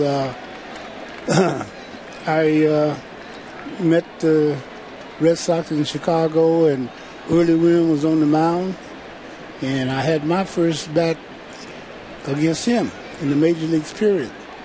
And he threw me 3 pitches, which none of them was near home plate, and I had 2 strikes called on me with 2 pitches wide, the next one low, and the third pitch I almost jumped across the plate because I didn't want him to strike me out, and I hit to Nellie Fox at second base. Fly ball to left field for Jacoby Ellsbury, and there's 2 down in the inning. See, tonight, before you throw out the first pitch, you had some of your former teammates with you? Yeah, it was good to see. Of course, I've seen Malzone several times, and I've seen Bill Momoket and Ted Lupsio, my mentor. What'd you think about your first pitch? Hey, that was terrible. That was terrible. Because I did this once before and threw a strike. Turn double plays better than that, though. Oh, yeah, no problem. I like the infield play. Dustin Pedroia batting with 2 outs here in the 4th inning. Red Sox honoring Pumpsy Green tonight. 50th anniversary of his breaking the colored barrier for the Red Sox back in 1959.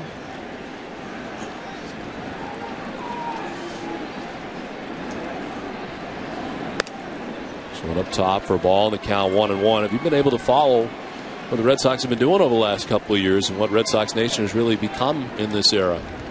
Yeah, I followed them, and especially when was it, 04, when you guys was down 3-0 to the Yankees? That's correct. And then you decided to kick butt and take names. And that's when, boy, I had a heck of a 2 weeks after that. A lot of the Red Sox players at that time realizing what they had done, and some of them saying they did it for all the Red Sox players in years past. Well, I tell you what, it made me have a much easier time at home. Matter of fact, working out in the morning at the Y, I didn't talk a lot, naturally, but when the Red Sox started winning, boy, I started talking, and they could not shut me up and invited me out of there. We had to wait a long time to talk like that. That's right. I was happy for all Red Sox fans. Ball and 2 strikes to Dustin Pedroia with 2 outs here in the 4th inning. As Pedroia takes pitch outside. Pumpsy, who was your first manager with the Red Sox? Mike Higgins. Mike Higgins, that's right. Yeah.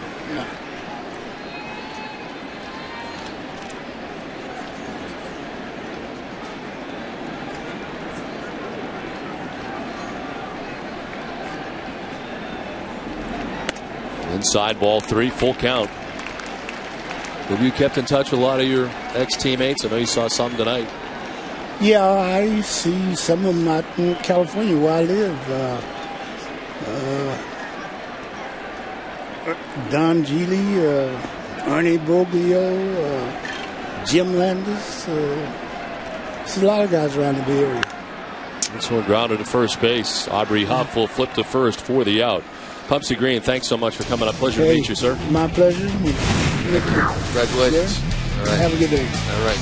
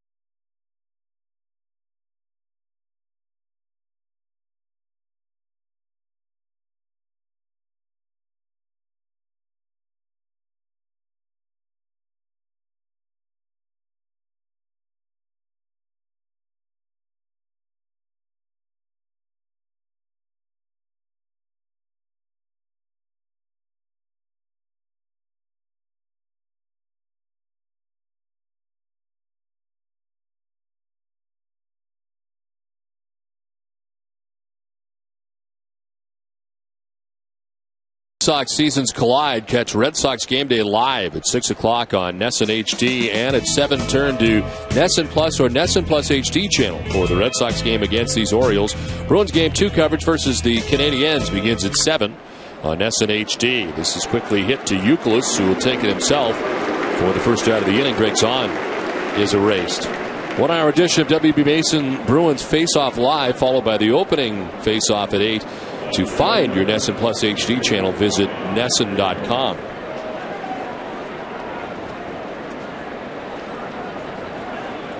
Canadiens fan in the house. I'm sure he's been well received. Yeah, I'll bet he's. The Red Sox hat, though, and the Canadian shirt. Go figure. Ryan Friel with 1 out. Manny Del Carmen out there for his 2nd inning of relief. Actually, last night it seemed like there were quite a few Canadian fans in the garden. Made the trip. I think I saw at least 5 of them.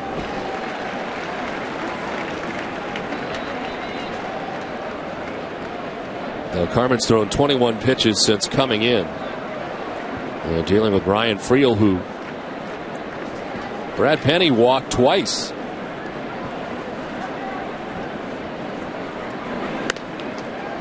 Away ball 1, 1-2.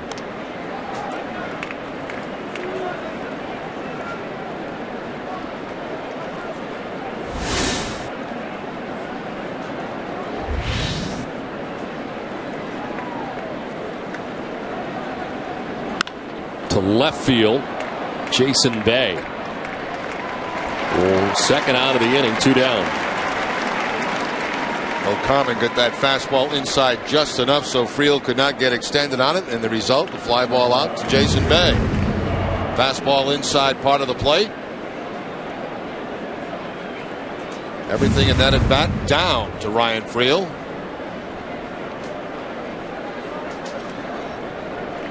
Two outs in the inning for Cesar's Turris. 0 for 2. He's lined out to third, popped out to third.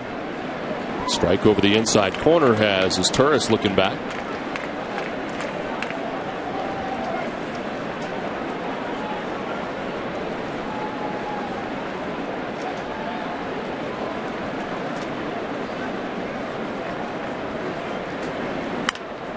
Popped up left side. Mike Mole calling and catching. Out number 3. Halfway through this one, it's 8-5 Baltimore.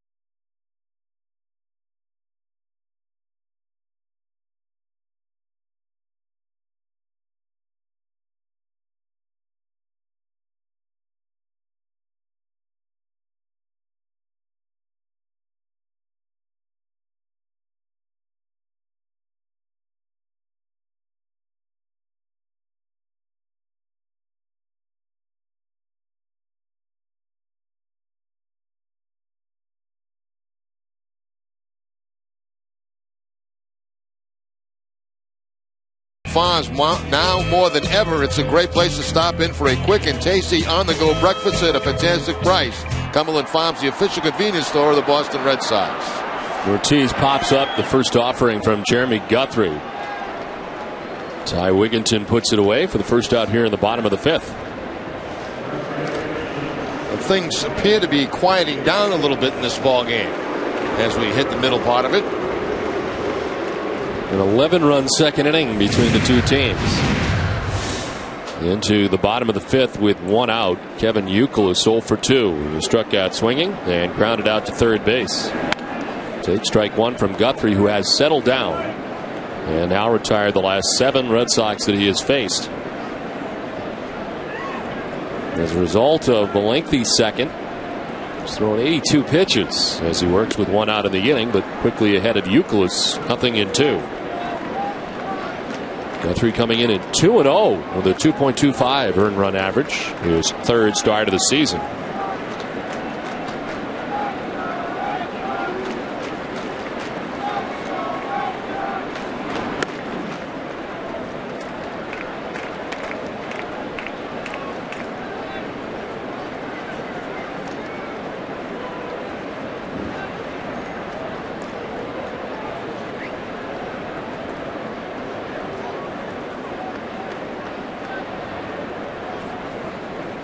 Guthrie last year led the Orioles in victories among starters, 10 wins, 190 and 2/3 innings pitched, but he had 12 losses, finishing individually under 500. It's grounded foul into the seats. It was 10-12 last year. The year before, in 07, he was 7-5. It's his first year in Baltimore. Of course, he was taken off waivers by the Orioles from the Cleveland Indians, where he pitched parts of 3 seasons. most of which spent at AAA Buffalo. His 1-2 pitch to Kevin Youkilis. Struck him out. Second time has got Youkilis to strike out. 2 down in the inning. Let's check in with Heidi Watney. Heidi. Well, Don, Terry Francona announced today that Justin Masterson will get the start Monday in place of Daisuke Matsuzaka, who's on the disabled list. Now, Francona said it was an easy decision to make, especially since Masterson was able to throw 60 pitches in relief of Matsuzaka on Tuesday. Once you have been in the bullpen for a while, it would be hard to start. I think the day he pitched in Oakland, he was a little more than 2 weeks removed from throwing 80, 81 pitches. So it wasn't wasn't terrible, and the way he was treated this spring was mostly as a starter.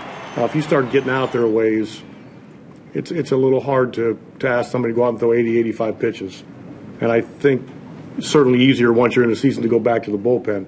But we're only 2 weeks, 9 games into it, so we're okay. So Masterson on Monday. J.D. Drew right now with a triple with 2 outs in the 5th inning off the garage door out there in center field. Yeah, showing his power with the home run, pulling the ball. Now showing power to straightaway center field off that wall in center field. And J.D. legging it out all the way to third base with the triple. The ball gets by Adam Jones, backed up by Ryan Friel. Jason Bay with a chance to bring the Red Sox closer with 2 outs in the inning.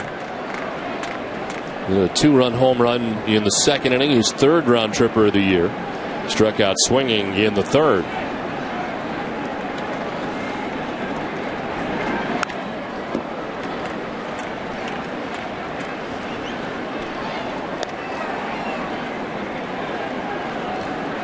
Two home runs tonight for Boston. Bay's 2-run shot and J.D. Drew's solo shot, both to right field and the Orioles bullpen.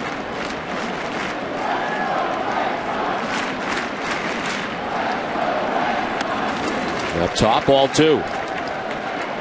He's still throwing hard, 94 miles per hour, but not a strike. 2-1. Mentioned the most he has thrown pitch-wise in a game is 98. He's at 90 as we speak. 3-1, up again. They're really trying to tie up Jason Bay inside, but Bay's not biting.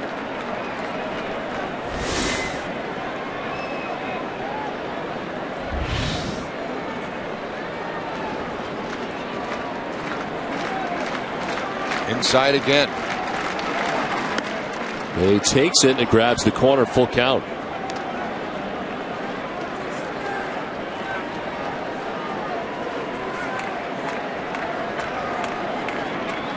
Guthrie wants to talk to Zahn. Guthrie got Ortiz to pop out to the third baseman. He struck out Youkilis. A 2-out triple for J.D. Drew, who stands at third base.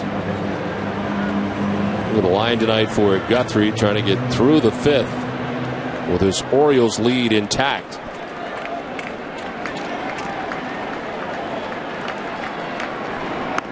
Ball 4. Bay down to first base. It's the 3rd walk given up by Guthrie in the 1st since the 2nd inning. He retired 8 Red Sox in a row prior to the J.D. Drew triple. Now a walk as Rick Kranitz on the phone to the pen. Now, nothing has come easy for either starter in this ball game tonight. At the corners with 2 down for Mike Lowell.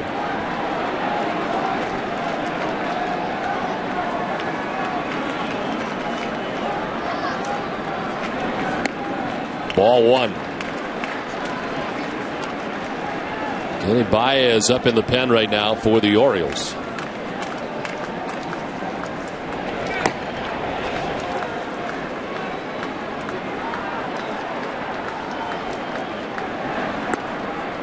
Strike to Lowell evens the count at 1-1.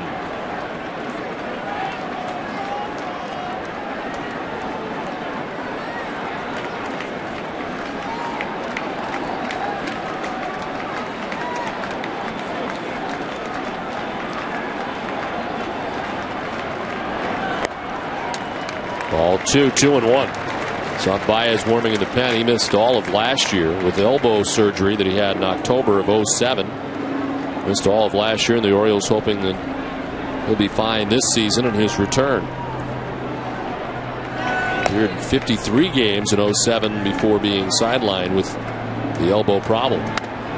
Ball 3, 3-1. Guthrie having trouble right now.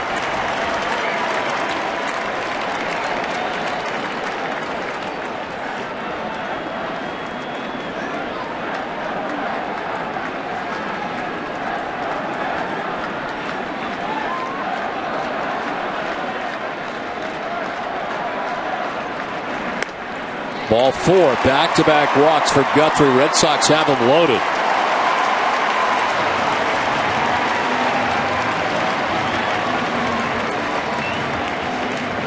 Rick Kravitz, the pitching coach, headed out. With Jason Varitek coming up. Before tomorrow's game, Red Sox Game Day Live comes to you on NESN HD at 6 o'clock from Yorkie Way. We'll get an early start on a big day in Boston sports. We'll go opposite field with red-hot Oriole outfielder Adam Jones. We'll preview Game 2 of the Eastern Conference quarterfinals between the Canadians and Bruins. It's all tomorrow night at 6 right here on NESN HD. Red Sox trailed by 3, but a golden opportunity here with 2 outs. J.D. Drew at third base, Jason Bay at second base, and Mike Lowell at first base for Jason Varitek, who tonight is 1 for 2, a single in the second inning, struck out swinging in the third. And a chance here after Guthrie got the first 2 outs of the inning, a triple, back-to-back walks. Varitek swings and misses.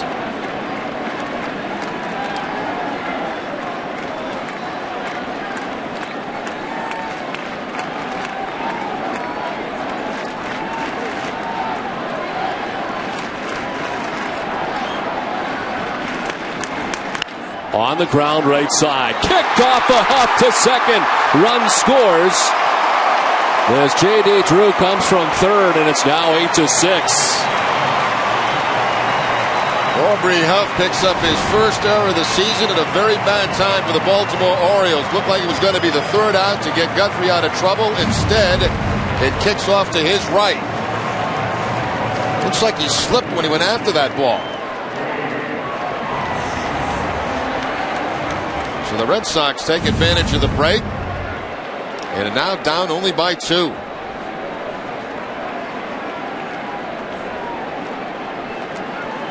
Mentioned the defense so far for the Orioles this season has not been all that good.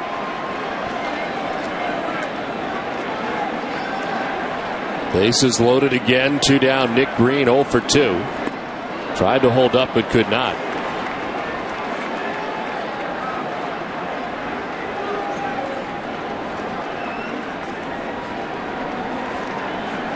Green is fly to right and grounded out to first base. Strike 2, and he's down quickly 0-2.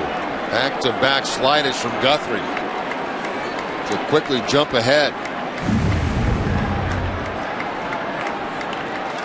Guthrie now over 100 pitches for the first time this season at 101.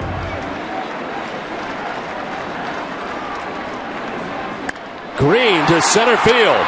Adam Jones heading back. It is going to be off the wall. Bay scores. Mike Lowell will score. 2 runs in, and the Red Sox tie the score 8-8. Nick Green driving it a pair.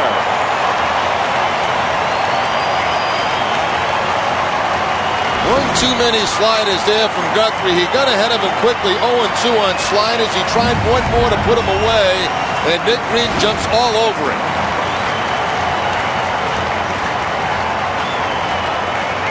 We highlighted Green in the open tonight, the job he's done defensively. He's also had some big hits offensively for the Red Sox.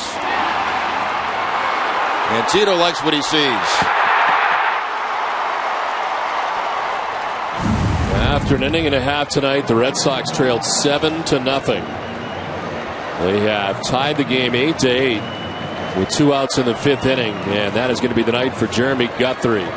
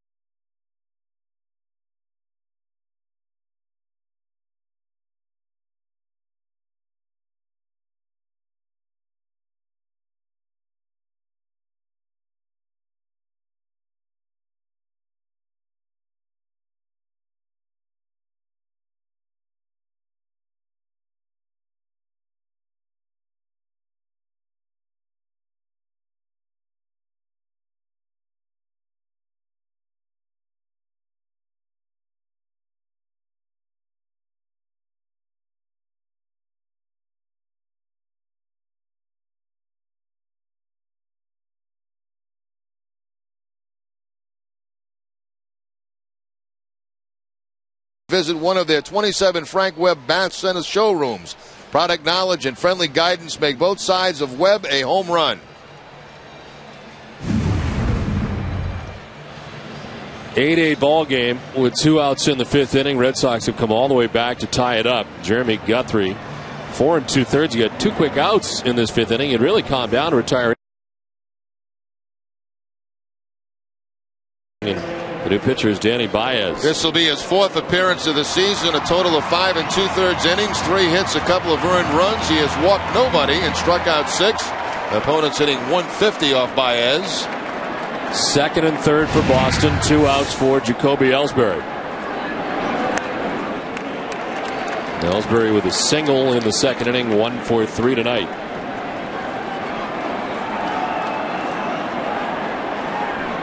Orioles originally signed him to a 3-year contract, but as Don highlighted, that operation he had a year ago. Behind 2-0.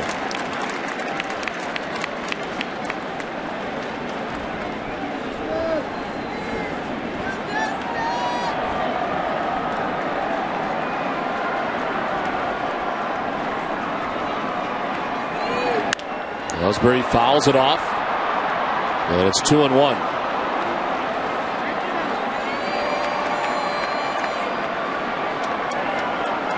Red Sox getting 4 in the 2nd, 1 in the 3rd, and 3 in the 5th. And a very big error in this inning by Aubrey Huff at first base.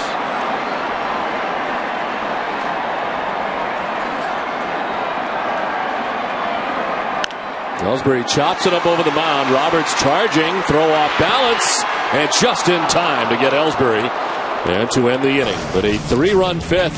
Red Sox and Orioles all tied at 8.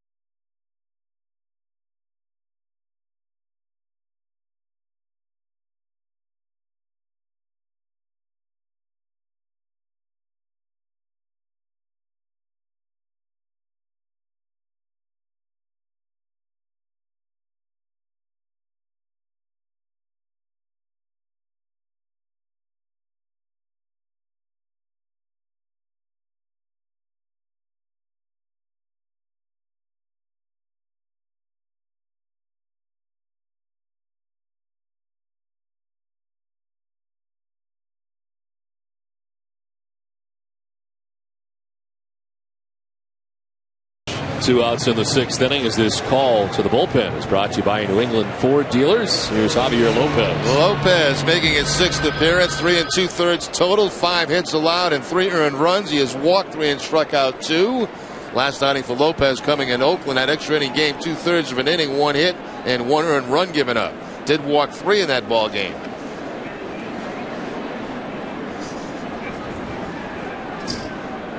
Great job by Manny Del Carmen. 2 2/3 of shutout pitching. Nick Markakis bats against Lopez. Was that you singing that song, Don? No, it was not.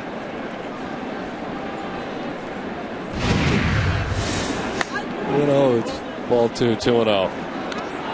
It was Glenn Jordan. Glenn Jordan. That was a Red Sox song. There are so many Red Sox songs that are sent to us on a daily basis, and tonight they chose that one for the Dunkin' Donuts musical montage. It's a snappy beat. It was catchy. Yeah. 12-3, 3-0.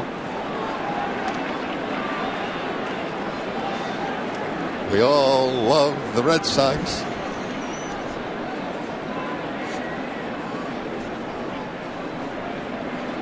A flashback there for a moment to Terry Cashman. There is a strike and the count 3-1. He had a similar song here on opening day a couple years ago. Always have and always will. Thank you, Dustin, Poppy, Az, and Ted. We treasured every thrill. 3-1. Ball 4. Markakis down to first base with 2 outs. Time for a game break and Tom Caron. TC.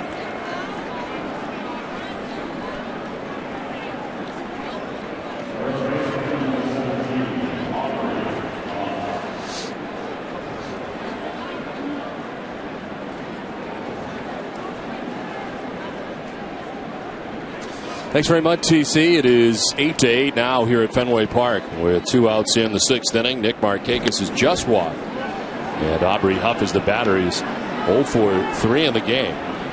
Ramon Ramirez is quickly up in the Red Sox pen. That's one of those songs I'll be driving home tonight and I'll be singing it. You know what I mean? You can't get it out of your head. I know exactly what you're saying. It's outside 2-0. And now Lopez having control problems as he did in his last outing against the Oakland Athletics. He's in the 12th inning of that long ball game in Oakland. Not close, and it's 3-0.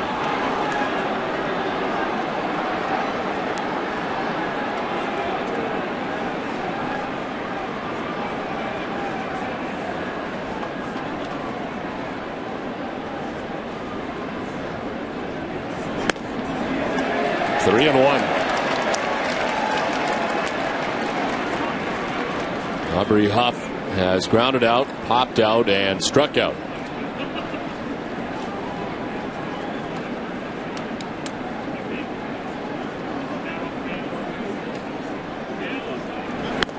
Strike 2 as Javier Lopez battles back, full count.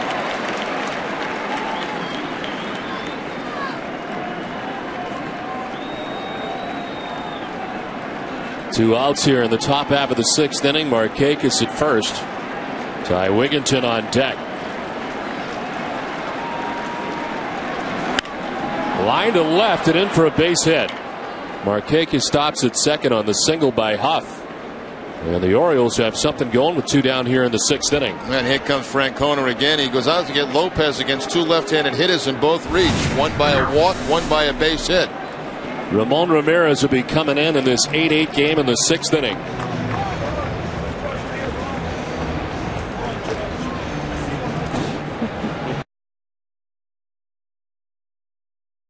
Sox.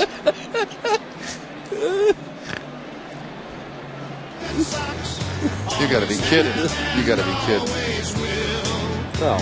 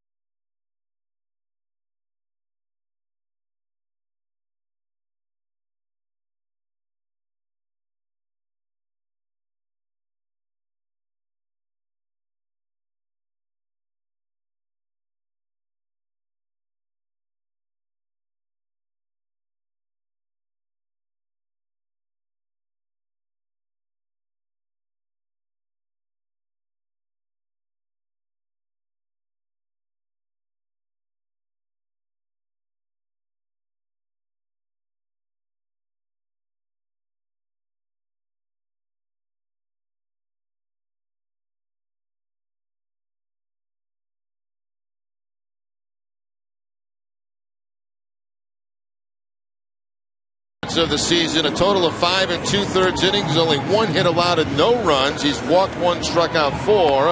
Opponent sitting 0-63 his last outing, coming also on the 14th of Oakland. Pitched very well in that game, inning in a third, no hits, no runs allowed. Well, Lopez's struggles continue as he didn't get anybody out. He walked Markakis, gave up a single to Huff. 2 on, 2 outs for the Orioles here in the 6th inning. And Ty Wigginton, the batter. Wigginton, a single in the 2nd inning. Since then, he has flied out twice.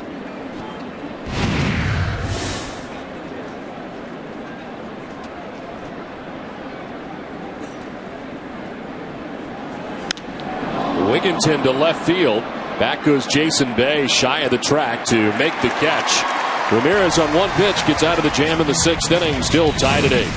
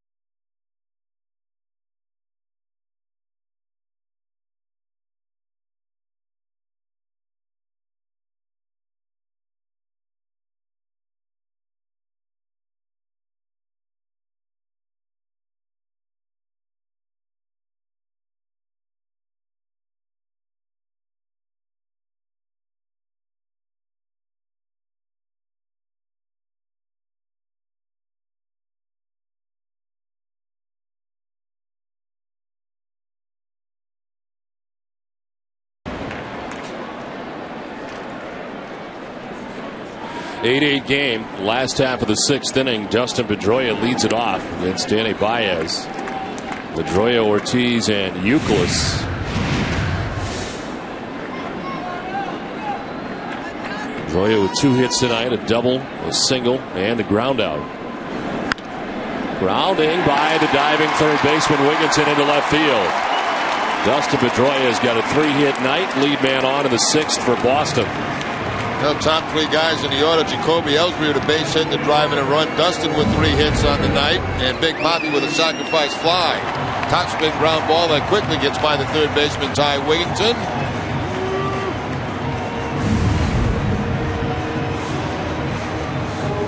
So the Red Sox look to take the lead for the first time tonight. 2nd time in 6 innings the Red Sox have had lead runner on. David Ortiz 0 for 2 with a sacrifice fly. As he takes strike 1. A little bit of a different shift put on David Ortiz. They have their shortstop is Tourist almost directly behind second base.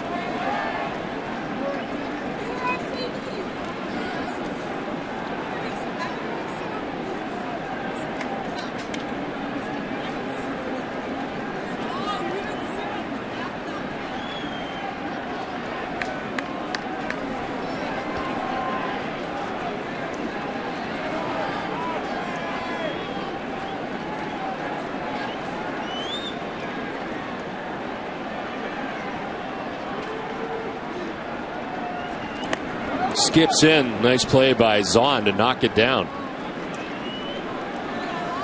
Plus, we used to see that hockey helmet on Greg Zahn up in the Toronto in blue. Now he's with the Orioles. He's got it in orange. Makes a nice stop there to keep Pedroia at first base and out of scoring position.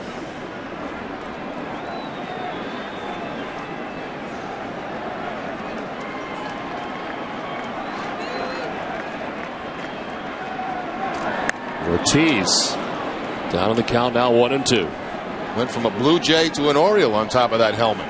From one bird to another.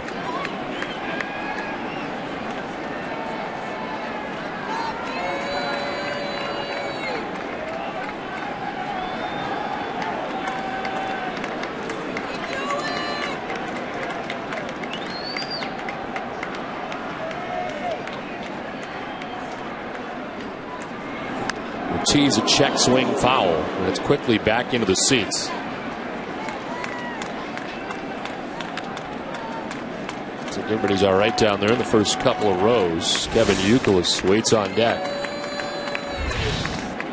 Red Sox with 3 runs in the bottom of the 5th. They have tied the score 8-8.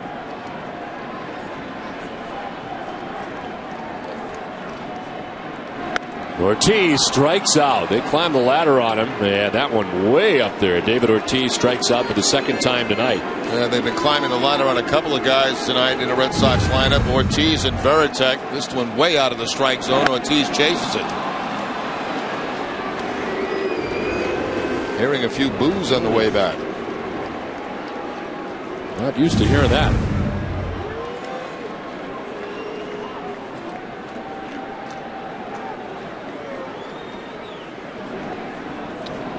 Dropping that throw over was Huff at first base. He had a big error as part of the 5th inning. Jeremy Guthrie's line tonight, 4 2/3, 8 hits, 8 runs, 5 earned. He walked 4 and struck out 5. Not be part of the decision tonight. Kevin Youkilis with 1 out and Pedroia at first base.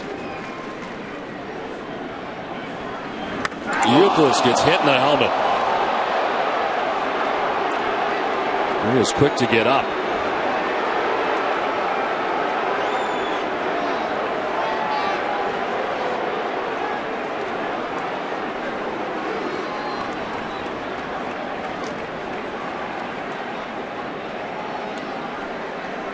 Ugliest sound in the ballpark right here.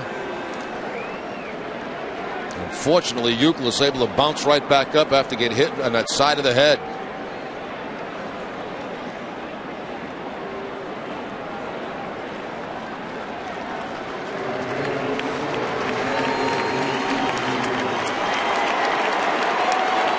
Youkilis hit by a pitch 12 times last year, 5th most in the American League, but this one's in the head.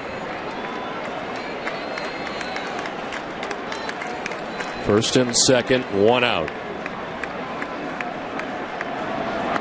They've not been able to retire J.D. Drew tonight. A walk, a home run, and a triple.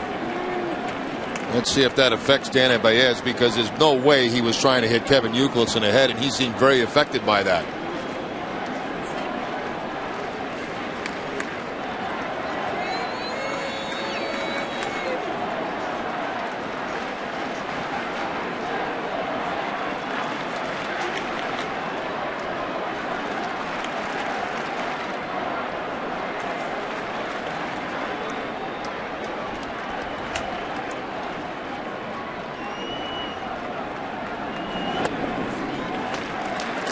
One more look at Youkilis getting hit in the head, then the reaction from Danny Baez.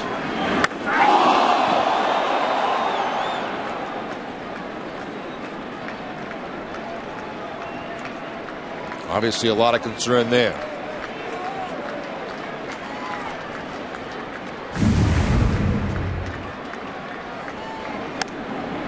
Now he's behind Drew, 3-0.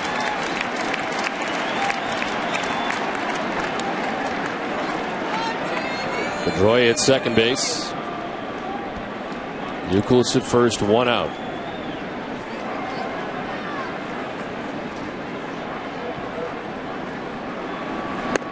Takes all the way and takes strike 1. Baez came in the 5th inning and got the final out of the 5th, Jacoby Ellsbury. But here a hit strikeout and a hit batter.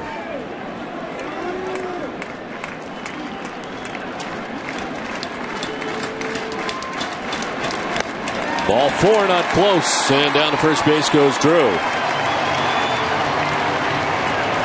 The Amica Pit Zone is brought to you by Amica Insurance. Get the right auto and home coverage at AmicaCoverage.com. The location of the 2 pitches for home runs tonight for the Red Sox. Jason Bay on a breaking ball out over the plate, and he takes to the opposite field. And then J.D. Drew on a changeup right out over the plate.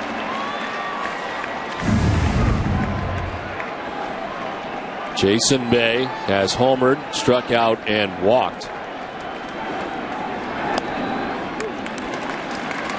Bases loaded opportunity, 1 out in the 6th inning in this 8-8 game.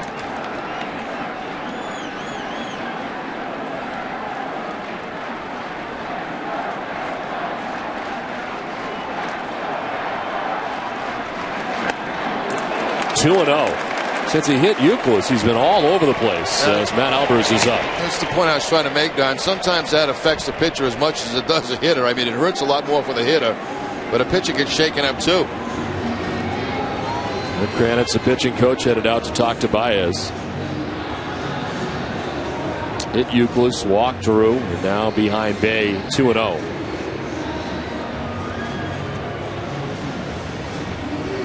Dave Tremblay, who took over as interim manager of this Baltimore Orioles team June 18th of 2007. He was a manager in the minors for 20 seasons before being named to the Orioles coaching staff in 2007. 2-0 pitch to Jason Bay. Swing and a miss.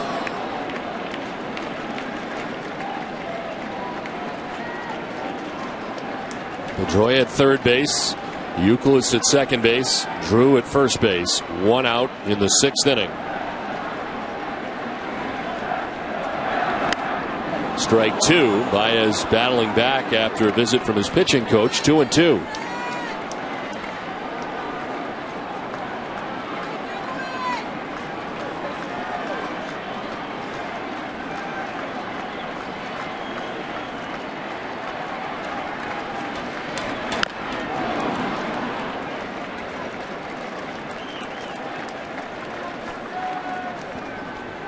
Lowell waits on deck. The Orioles at one time tonight had a 7-0 advantage. They played good baseball to begin the year, having won their first 3 series of the season for the first time since 1998. They're tied right now. 2-2 to Bay. Fouled it off himself again. Painful at bat for Jason Bay.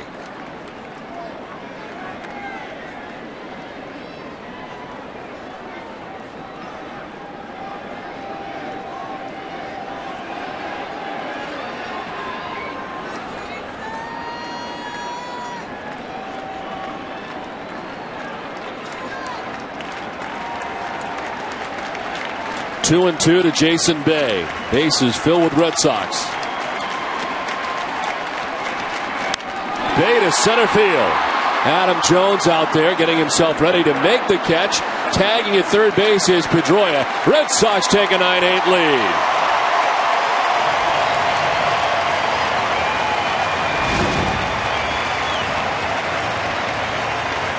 It was a painful at bat, but a very rewarding at bat for Jason Bays. He gets that sacrifice fly, his 3rd RBI of the night.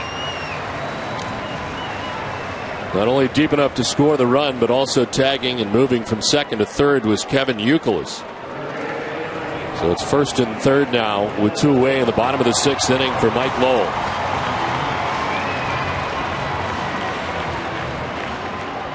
Mike has walked twice tonight and fouled out. He has scored twice.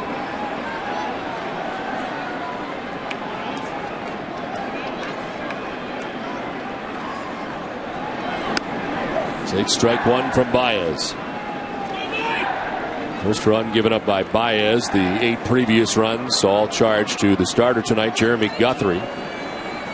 Gave up 8 runs, 5 earned.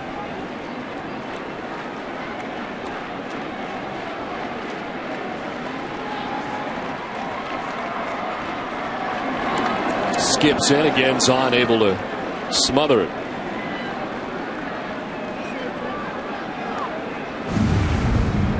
Zahn saving a run by knocking this ball down and keeping the ball in front of him.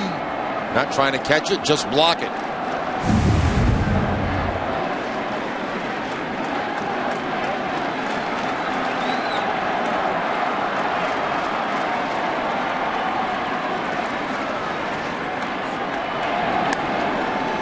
Two and one.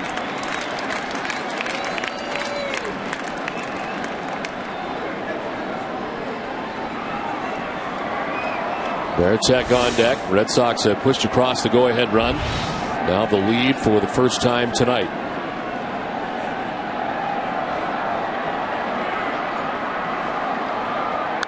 Oh, fouls it off, and it's 2-2.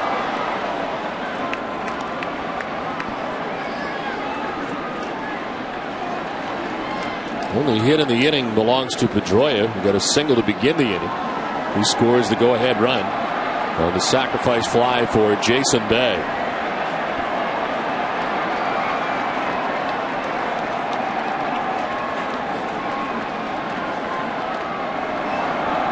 Low up the middle and into center field. From third comes Youkilis, and the Red Sox take a 10-8 lead.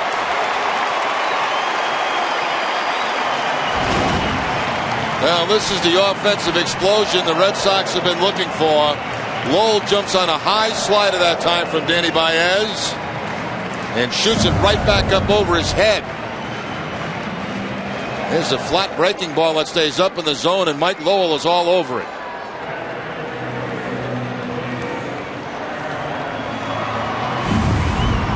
So you were right, Don, early in the game. The bad news, Red Sox were down 7-0. The good news, it was very early.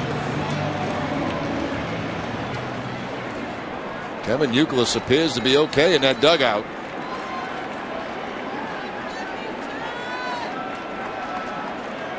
First and second, 2 down. Jason Varitek, the batter. Have you ever been hit in the head before? Not in the head, no. Never. I imagine it's something you don't shake for a while. There have been players that have been hit in the head that's absolutely ruined their careers.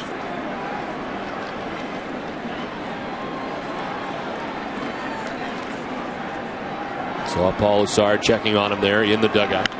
Varitek pops it up off third base. Wigginton, foul ground for the out that ends the inning. But the Red Sox push across a pair, take an 10-8 lead.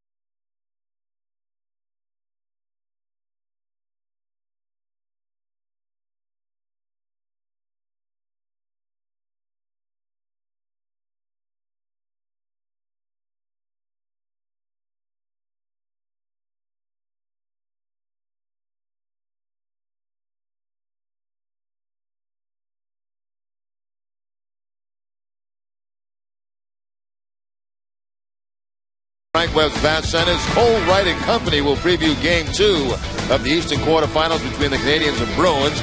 We'll get the latest on the health of Kevin Garnett and Danny Ainge. And Mikey Adams is in the house to play Take It or Leave It. All this and more coming up tonight at 10 only on NESN. And Danny, if you're watching the ball game tonight, the Mass General, get well soon. Well, we head to the 7th inning. Thanks for the illustration, as it is 10-8, Red Sox on top. Luke Scott leading it off in the 7th. Ramon Ramirez on one pitch ended the 6th inning, and now the Red Sox come up with 2 runs in the bottom of the 6th. Red Sox are racing a 7-run deficit. Of course, they did that in Game 5 of the American League Championship Series against the Rays a season ago in dramatic fashion.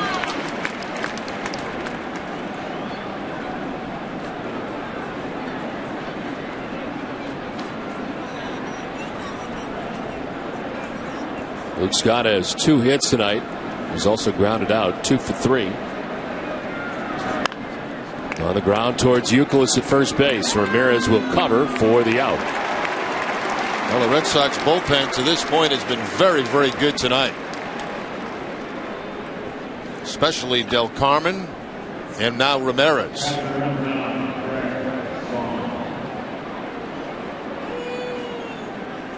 One out for Greg Zahn. Walked back in the 2nd, scored a run. Since then he's fly to right and grounded out to first base.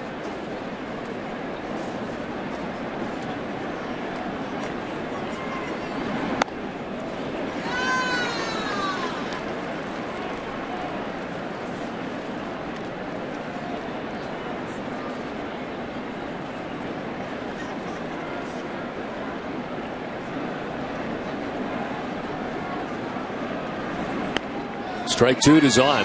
He's quickly down 0-2. Ramirez throwing strikes.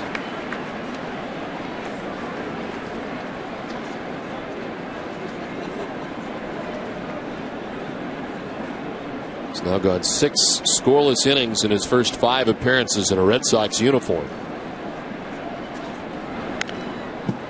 He's not allowed to run in his last 7 games dating back to last year with the Royals. Last run he gave was September 16th of 2008. It's now 9 2/3.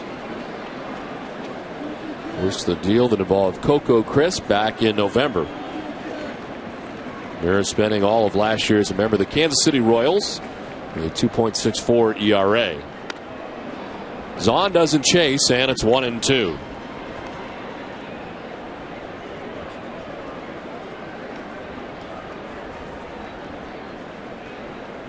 Ryan Friel on deck with 1 out here in the 7th inning. Zahn hits a fly ball to right field. Drew heading towards the track and onto it to make the catch in the corner. 2 down. Stay with us immediately following the game tonight for WB Mason's Extra Innings. We'll have Terry Francona's live post-game reaction, and Jim Rice will break down the Sox return to Fenway after a rough West Coast swing. It's all coming up right after the game with TC, Jim, and Heidi.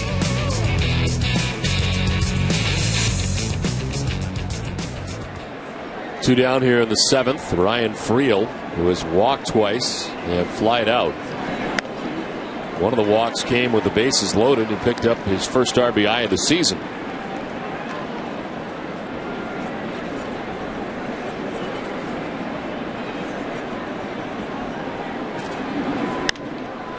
To center field, Jacoby Ellsbury. Ramon Ramirez. A 1-2-3, top of the 7th inning, a 10-8 Red Sox lead. Time for a Sports Desk update with Cole Wright.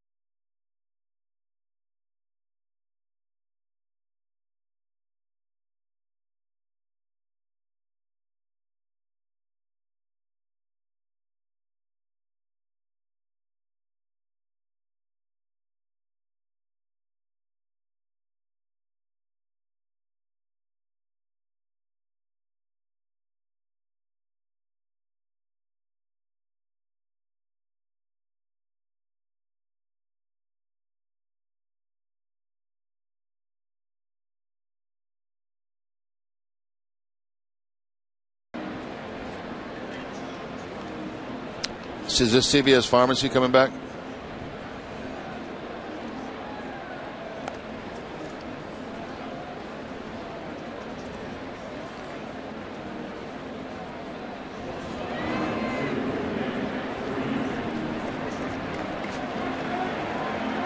For every Red Sox game that goes into extra innings, the Sox earn a save. CVS Pharmacy will donate $500 to Children's Hospital Boston. CVS Pharmacy is the official pharmacy of the Boston Red Sox. Happy 8th birthday. And his first game as well. Or her first game as well. As Nick Green leads it off in the 7th. Matt Alba's the new pitcher coming on, making his 5th appearance. 4 innings total, 8 hits allowed, and 5 earned runs. One of the players coming over from Houston, and that's a Hada deal. Line off the glove of Huff. Kicks into right. Nick Green's onto the second hit.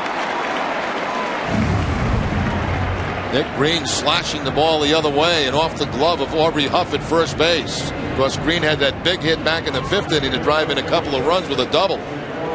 And that was after an Aubrey Huff error.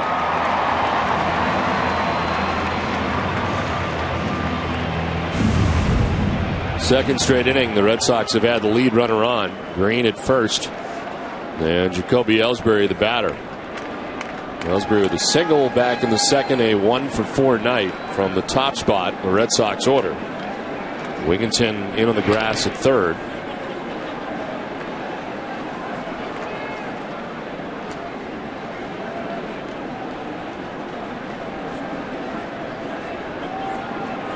Matt Albert is the 3rd Orioles pitcher of the night. Ellsbury takes strike 1. Red Sox have action as Hideki Okajima is up in the pen. 2 2/3 tonight for Manny Del Carmen. Javier Lopez did not record an out, and Ramon Ramirez retiring all 4 Orioles that he has faced in an inning and a 3rd. Ellsbury lines it into left center field. Green to second on the 2nd hit of the night for Jacoby Ellsbury. Now good to see multiple hit game by Ellsbury, multiple hit game by Pedroia at the top of the Red Sox lineup. Jacoby driving in a run back in the 2nd inning with a base hit. Now goes over the head of the shortstop to pick up his 2nd hit.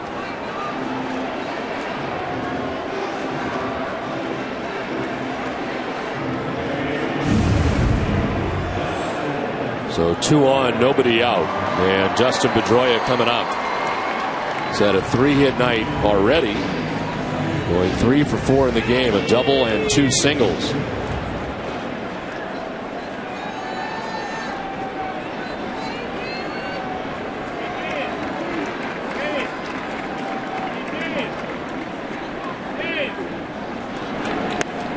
On the hook right now for the Orioles is Danny Baez, who went an inning into 3rd, giving up 2 hits and 2 runs. As the Red Sox grab the lead for the first time tonight in the 6th inning. After trailing at 1 point tonight, 7-0. Now lead at 10-8.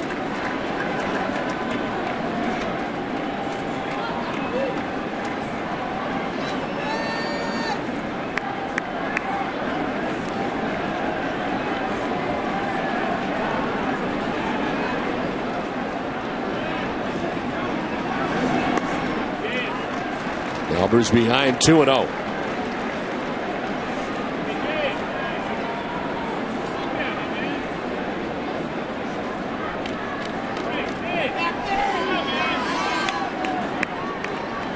Albers part of the deal for Miguel Tejada, coming over from the Houston Astros. 3-0 to Pedroia. Last year, 3.49 earned run average. He did make 3 starts, but 25 trips from the pen. Also had to battle some injuries a year ago.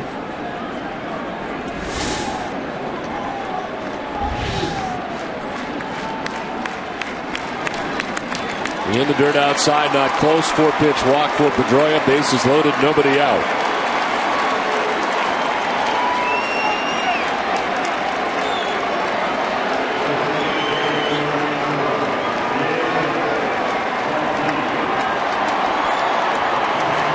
Chance for David Ortiz to give the Red Sox more of a pad here on top by 2.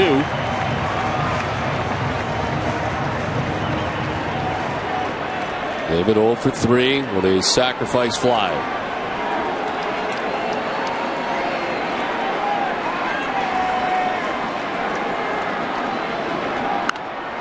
Pops it up, foul, back, and out of play.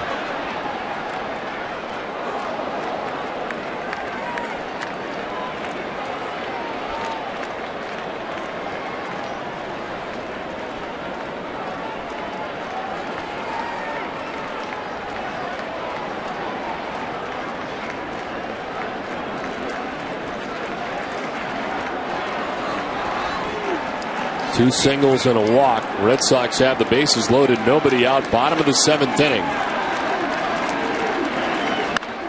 Ortiz down 0-2. Radimus Lease up in the pen.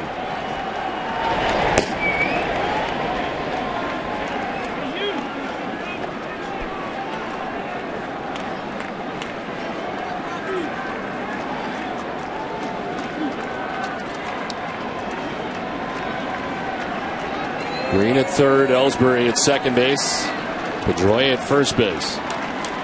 An 0-2 to Big Papi. Ortiz rifles it foul back to the screen.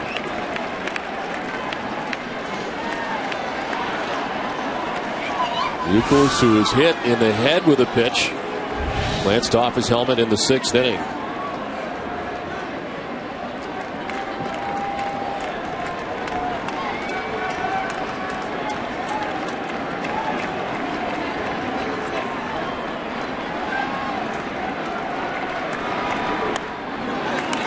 Inside for ball 1-2.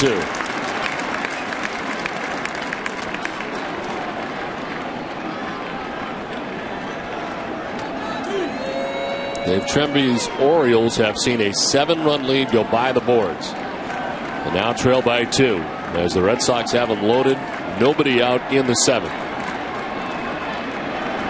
Ortiz strikes out. They do it again to him. High heat. Very high again at 95, and he strikes out. Third time tonight that Ortiz has struck out. Second time they've got him on this high fastball. Above the belt, just about let a high.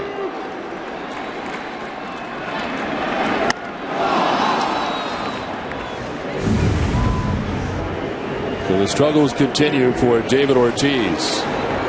1 out in the 7th. And here's Euclid in his first plate appearance after being struck in the helmet with a pitch from Danny Baez in the 6th.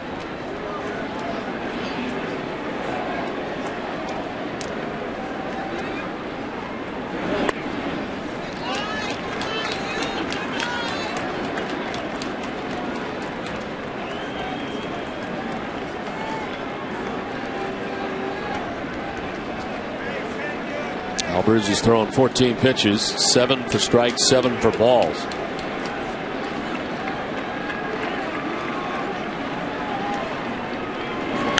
On the ground left side is Turris. It's short to second for 1. On to first. It's a double play. Red Sox had him loaded with nobody out and cannot cash in. It's 10-8 Boston.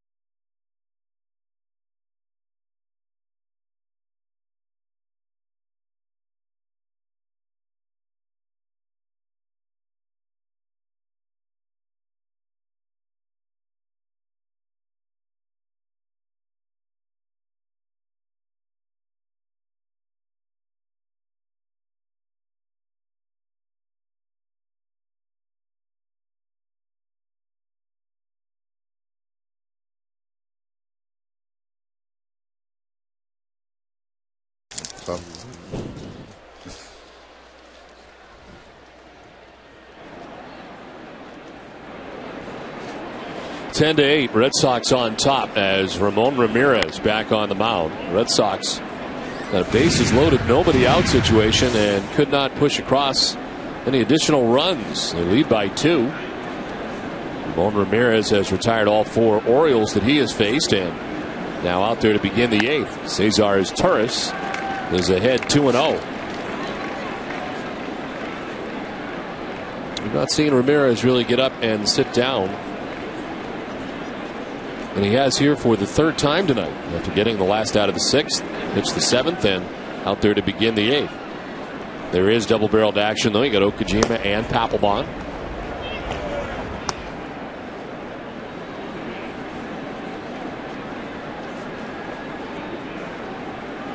This Turris is 0 for 3 out of the number 9 spot for the Orioles. To left field, Jason Bay on the sinking liner makes the catch for the first out of the inning. Jason Bay has been pretty busy out there in left field tonight. Best contact that his Turris has made tonight, the hard line drive, but right at Bay.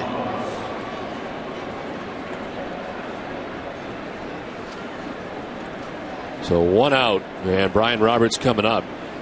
Ramirez has recorded 5 outs on 15 pitches since coming in the 6th inning.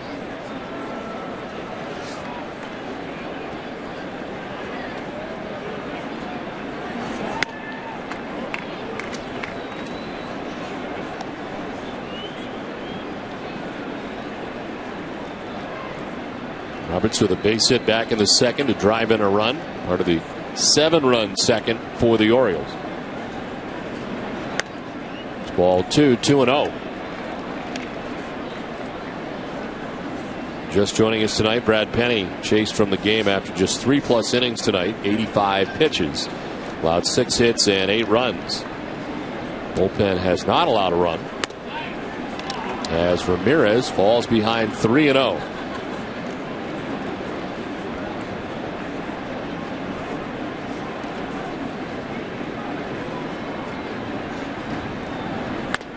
There's a strike, 3-1.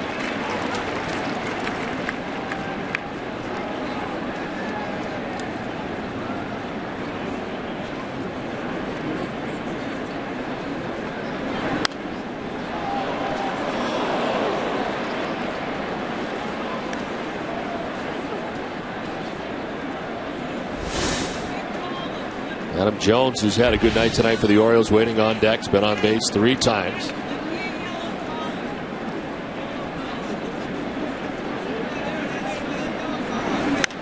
To left field and a base hit for Roberts. Over is Jason Bay. Quickly keep Roberts at first base, and a 1-out single. First Oriole to reach against Ramon Ramirez.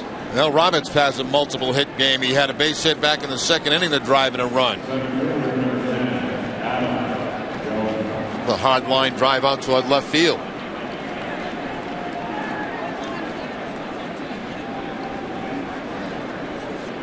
Here's Adam Jones with 1 out and Roberts at first base. And Roberts has speed. He's got 3 steals so far this season, but he has been caught twice.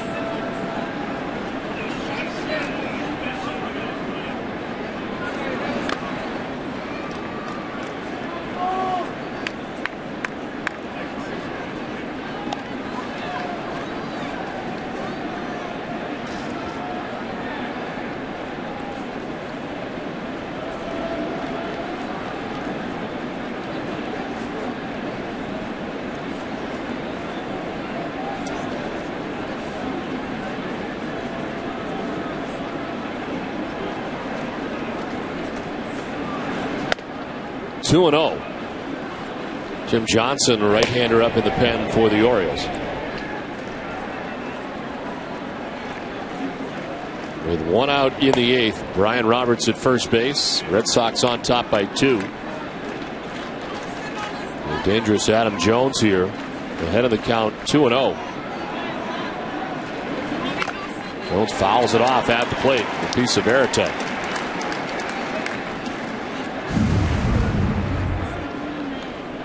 Looked like it knocked the mask right off Jason Varitek. Glove first, then mask.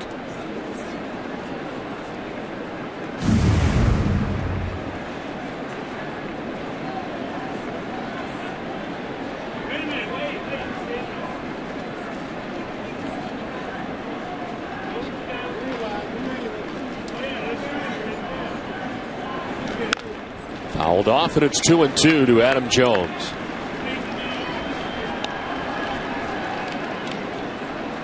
Orioles have not scored since the 4th inning. Markakis, big grand slam as part of the 7-run second for the Orioles. He's got 5 runs batted in. Waits on deck with 1 out and 1 on.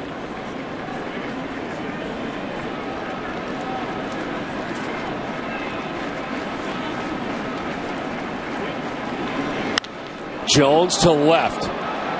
Bay on the run. It'll grab the scoreboard as Roberts stops at second base, and Bay gets it back in quickly. So back-to-back singles for the Orioles, and it's 2 on with 1 away. That time Ramirez was down on the count again, and here comes Terry Francona. Yeah, with the 2 left-handers coming up, Markakis and Huff. He's going to go out there to get Okajima, it looks like. Pitching change from Fenway, 10-8, Red Sox.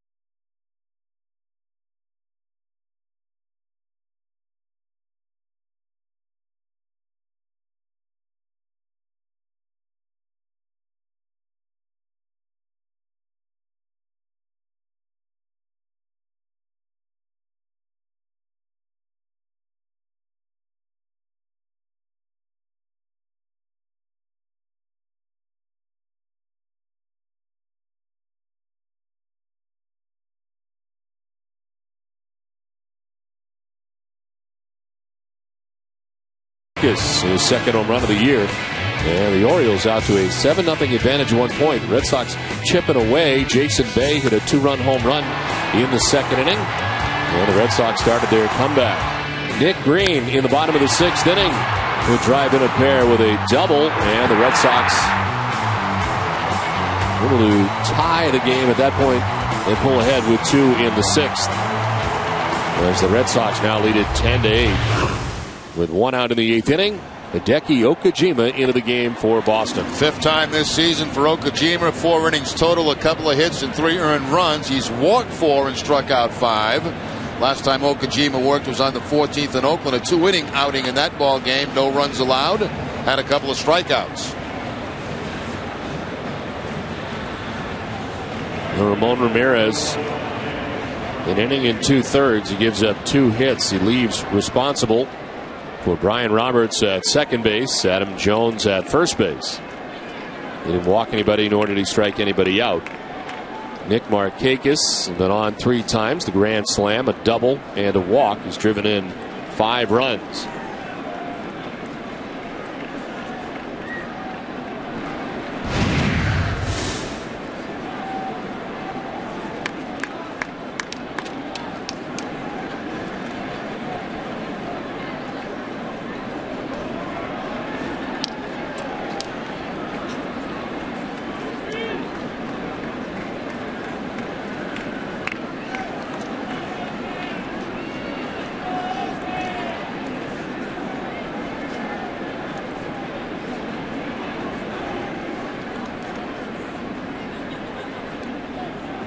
Plus, with that speed at second base, plenty of attention being played by Okajima.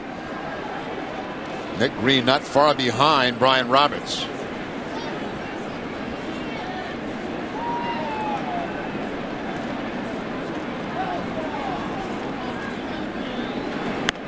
Strike over the outside corner. Markakis waiting patiently for a pitch. He gets one.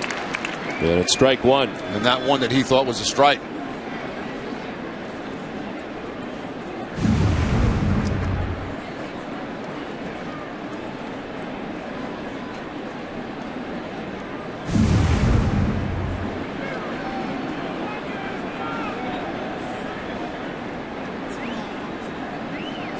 Well, off is Okajima bluffing with Nick Green cheating in at shortstop.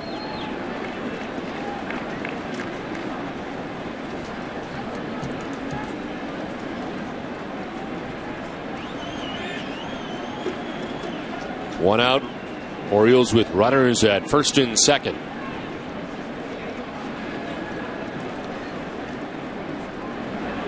Markakis down 0-2. Fastball followed by the curveball from Okajima to quickly jump out ahead of Nick Markakis. Both pitches have been out of the strike zone, but the count in Okajima's favor 0-2.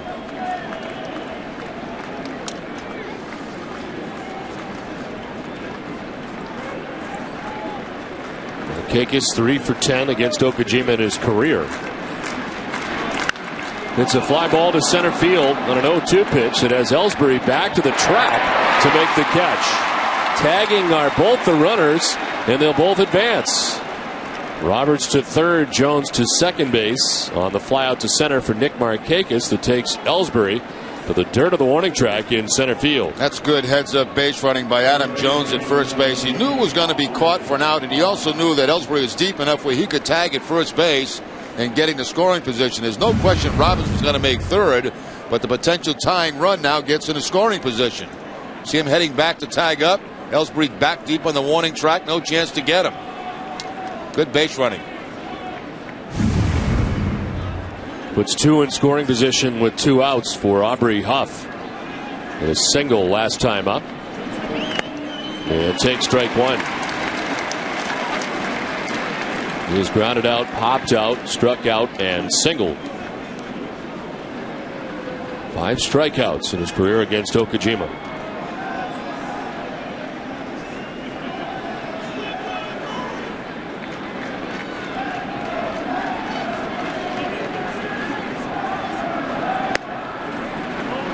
Papelbon, who has been amazing in his career against the Orioles, is in the bullpen.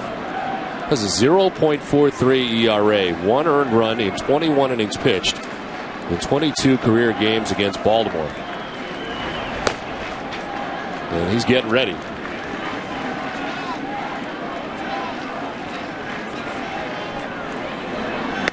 Huff down 1-2. So far, all fastballs from Okajima to Aubrey Huff.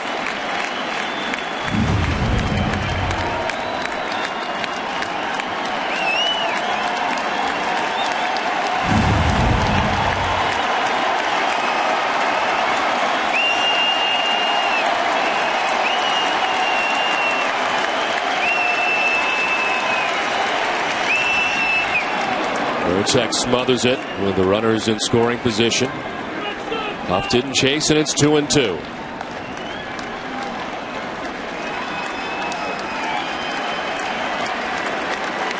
Roberts at third, Jones at second represent the tying runs for the Orioles as they bat in the 8th with 2 down.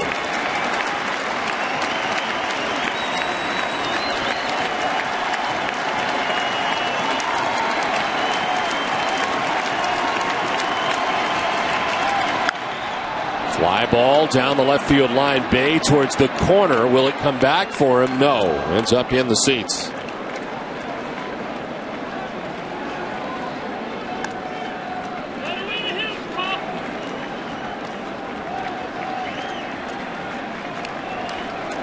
Double-barreled action for the Orioles. Jamie Walker.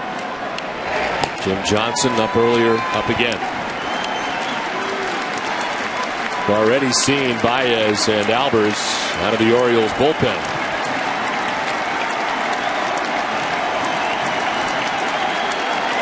Okajima with the 2-2 to Aubrey Huff. Fouled off again.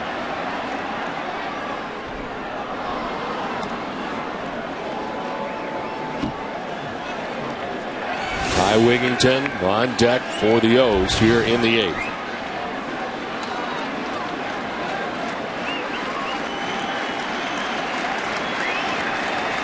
Roberts, Jones, 2 down.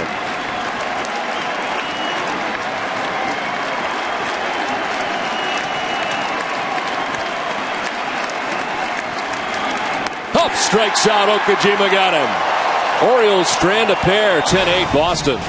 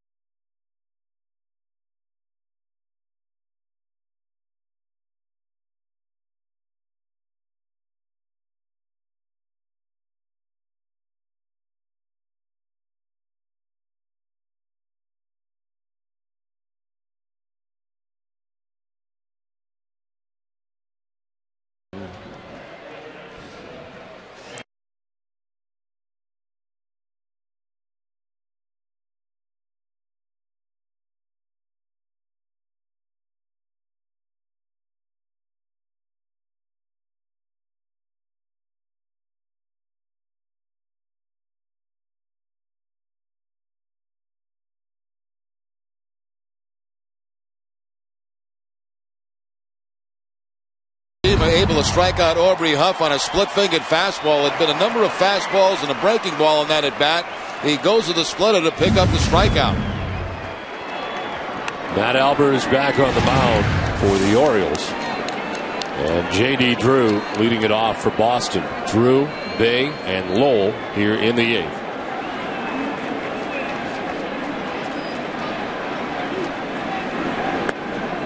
J.D. has been on base 4 times tonight. A walk, a solo home run, a triple, and another walk. He has scored 3 runs.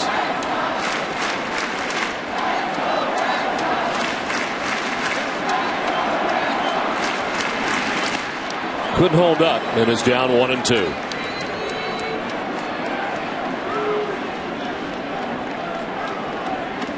Jason Bay on deck.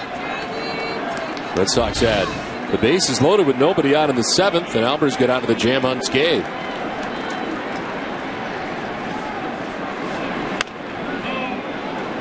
Two and two.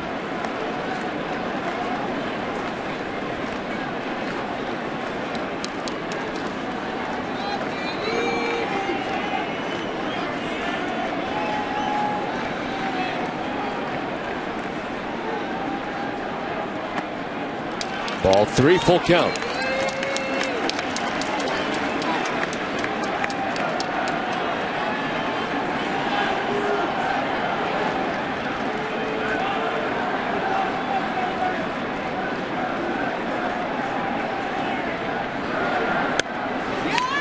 All close and all in that corner. Ball 4 to Drew. Leadoff walk. Let's check back in with Heidi.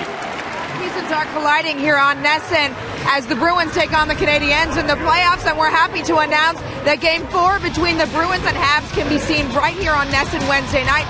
That means the Red Sox game will be on NESN Plus and NESN Plus HD. That's tomorrow night and Wednesday. Don, Gary. All right, Heidi, thanks very much. Well, the rest of the series, as exciting as Game 1 was, should be an outstanding series. And to find out where you can get your Red Sox game, go to NESN.com. J.D. Drew with a leadoff walk at first base. Jason Bay with a 2-run home run back in the second inning. Struck out in the third, walked in the fifth, and a sacrifice fly in the sixth inning. A 3 RBI night.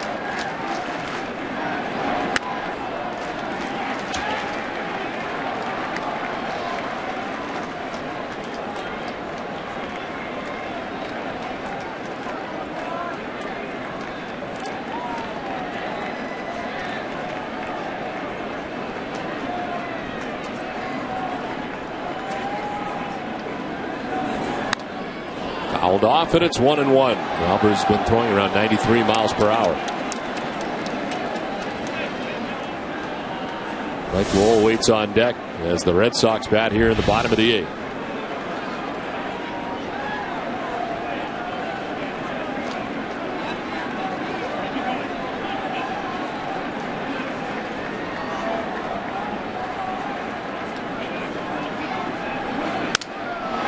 Broken bat pop up that Roberts will run down in short center for the first out of the inning. Coming up after the game, stay tuned for Granite City Electric Red Sox Final, a whole new way to wrap up your day of Red Sox baseball. TC and Jim will answer your questions from the NESN.com inbox, and they'll bring you the latest action from the NHL playoffs. It's Sox Final with TC, Jim, and Heidi coming up after the game on NESN.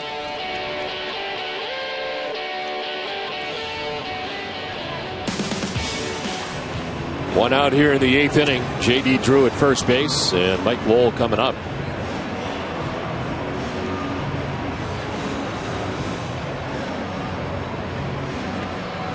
Oakland umpire Kerwin Danley wants to see the baseball.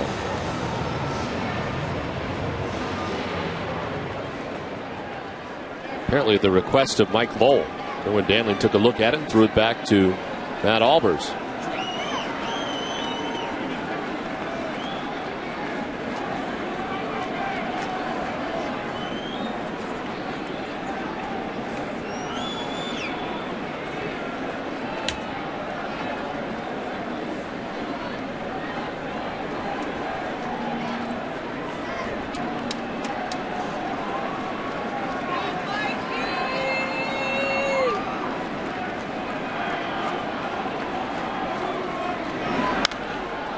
Popped up, foul ground. Zahn gives it a look, but it's out of play.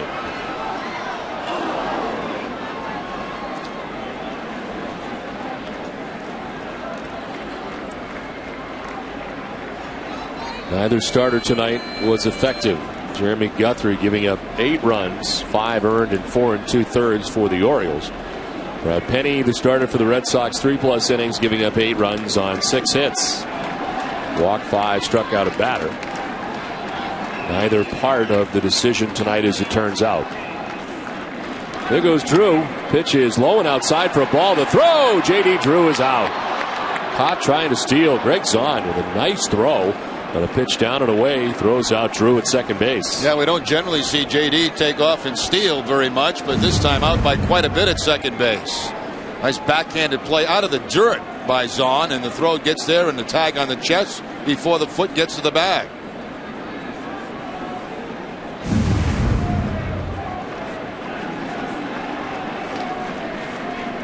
The base is empty with 2 outs. There's ball 2, 2-1. The Orioles in the 9th inning, expecting Ty Wigington, Luke Scott, and Greg Zahn. 5, 6, and 7 in their order as Papelbon gets ready.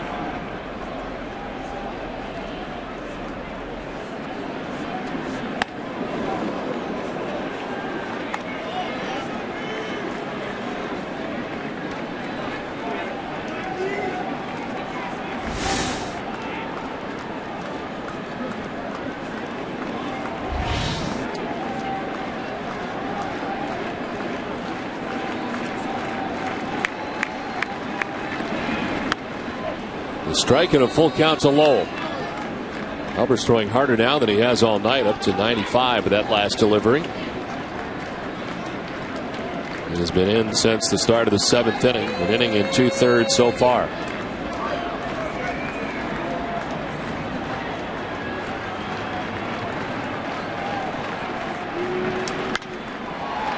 On the right field line and foul.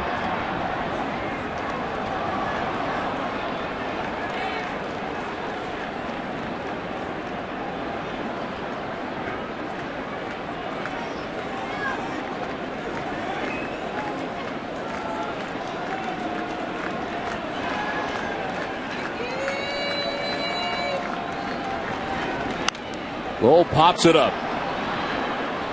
From third base comes Wig. No, now it's, well, the shortstop as Torres steps up, makes the grab. Everybody wanted it. Papelbon.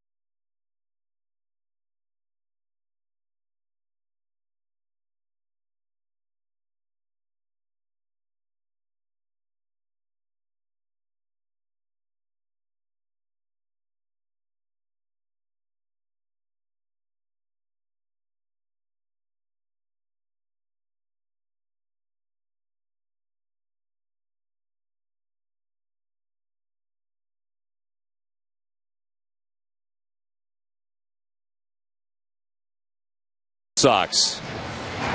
These fans really love the Red Sox.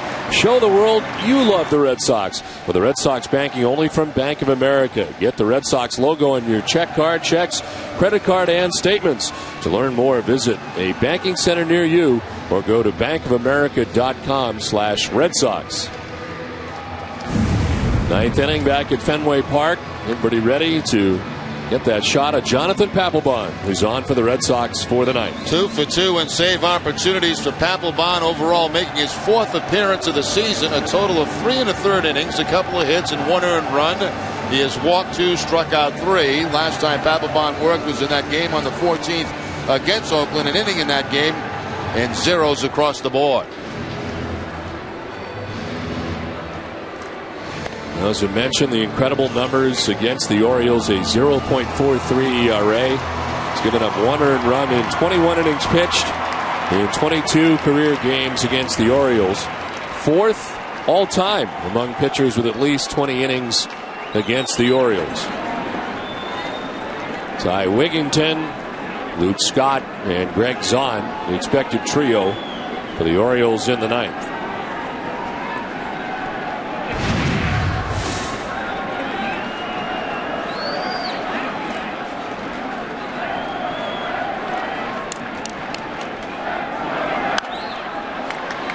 Ty Wigington with a single back in the 2nd inning. Has flown out 3 times since.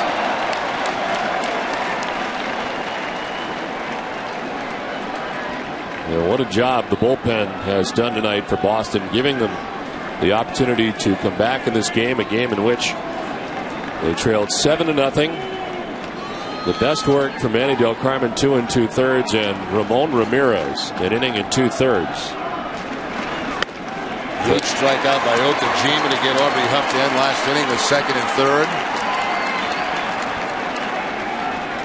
All the runs the Orioles have tonight charged to the Red Sox starter Brad Penny in 3+ innings, giving up 8 runs.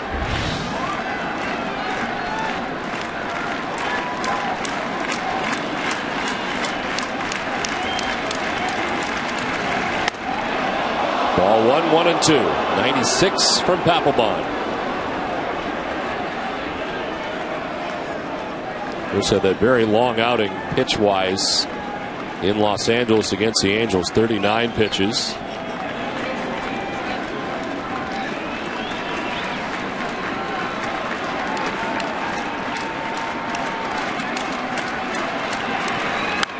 Wigginton stays alive.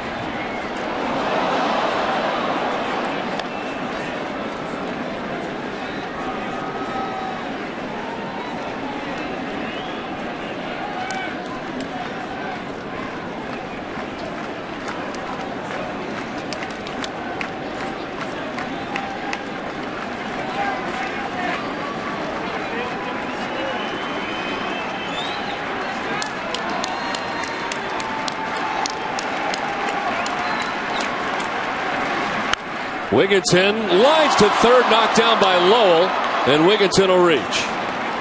Lowell got enough of a glove on it to knock it down, but it's in and out of the glove, and Wigginton will reach. Slider from Papelbon, the line shot and off the glove. That's a ball that normally Mike Lowell handled. Right out of the webbing of the glove. Once he gets to it, no chance at first base to get Wigginton. So nothing coming easy tonight.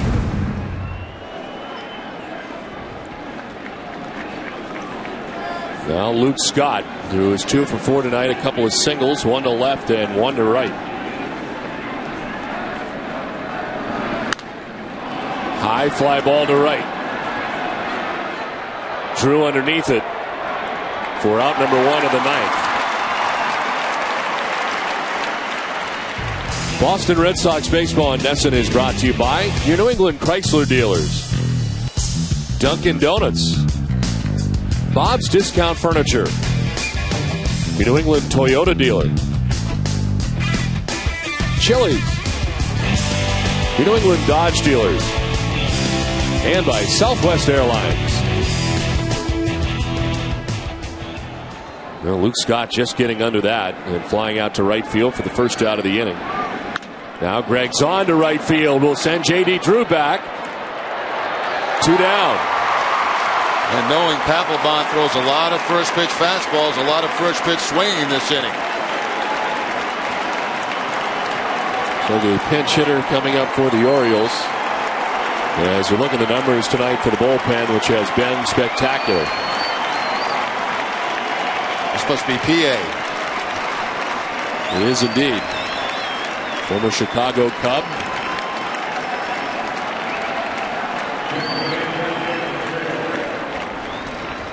Looks PA at 217 with a home run and 2 runs batted in. That's for Ryan Friel, who had walked twice in the game tonight and flied out twice.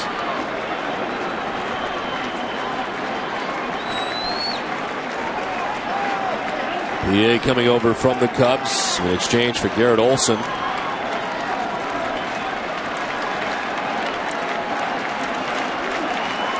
Splitting time last year between AAA Iowa and the majors with Chicago. 2 outs, 9th inning. Ty Wigginton not held on at first. Euclid plays behind him.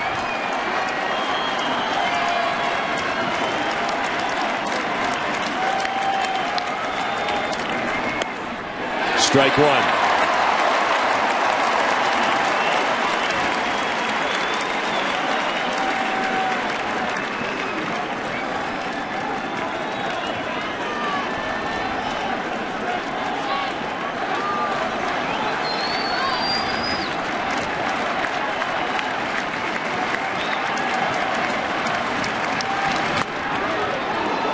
One and one to PA. Ty Wigginton with the infield hit to begin the inning. Luke Scott flied out to right. Greg Zahn flies out to right. 2 down.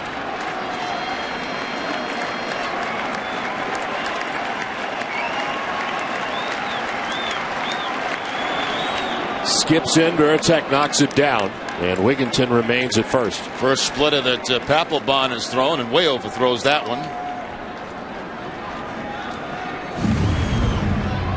Bouncing well out in front of home plate.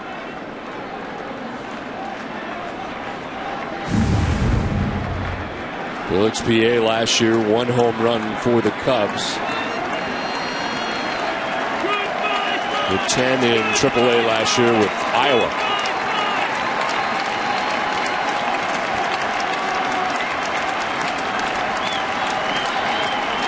Two-one pitch. Ball 3, 3-1.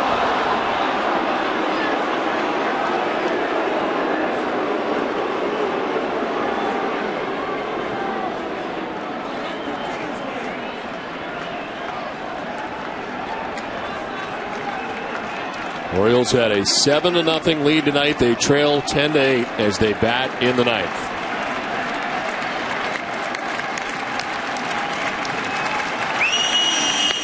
There's a strike, full count.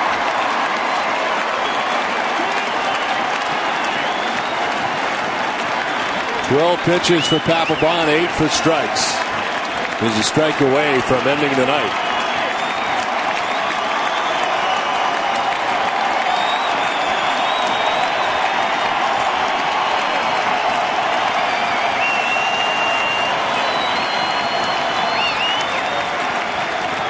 PA strikes out. Papelbon finishes the evening.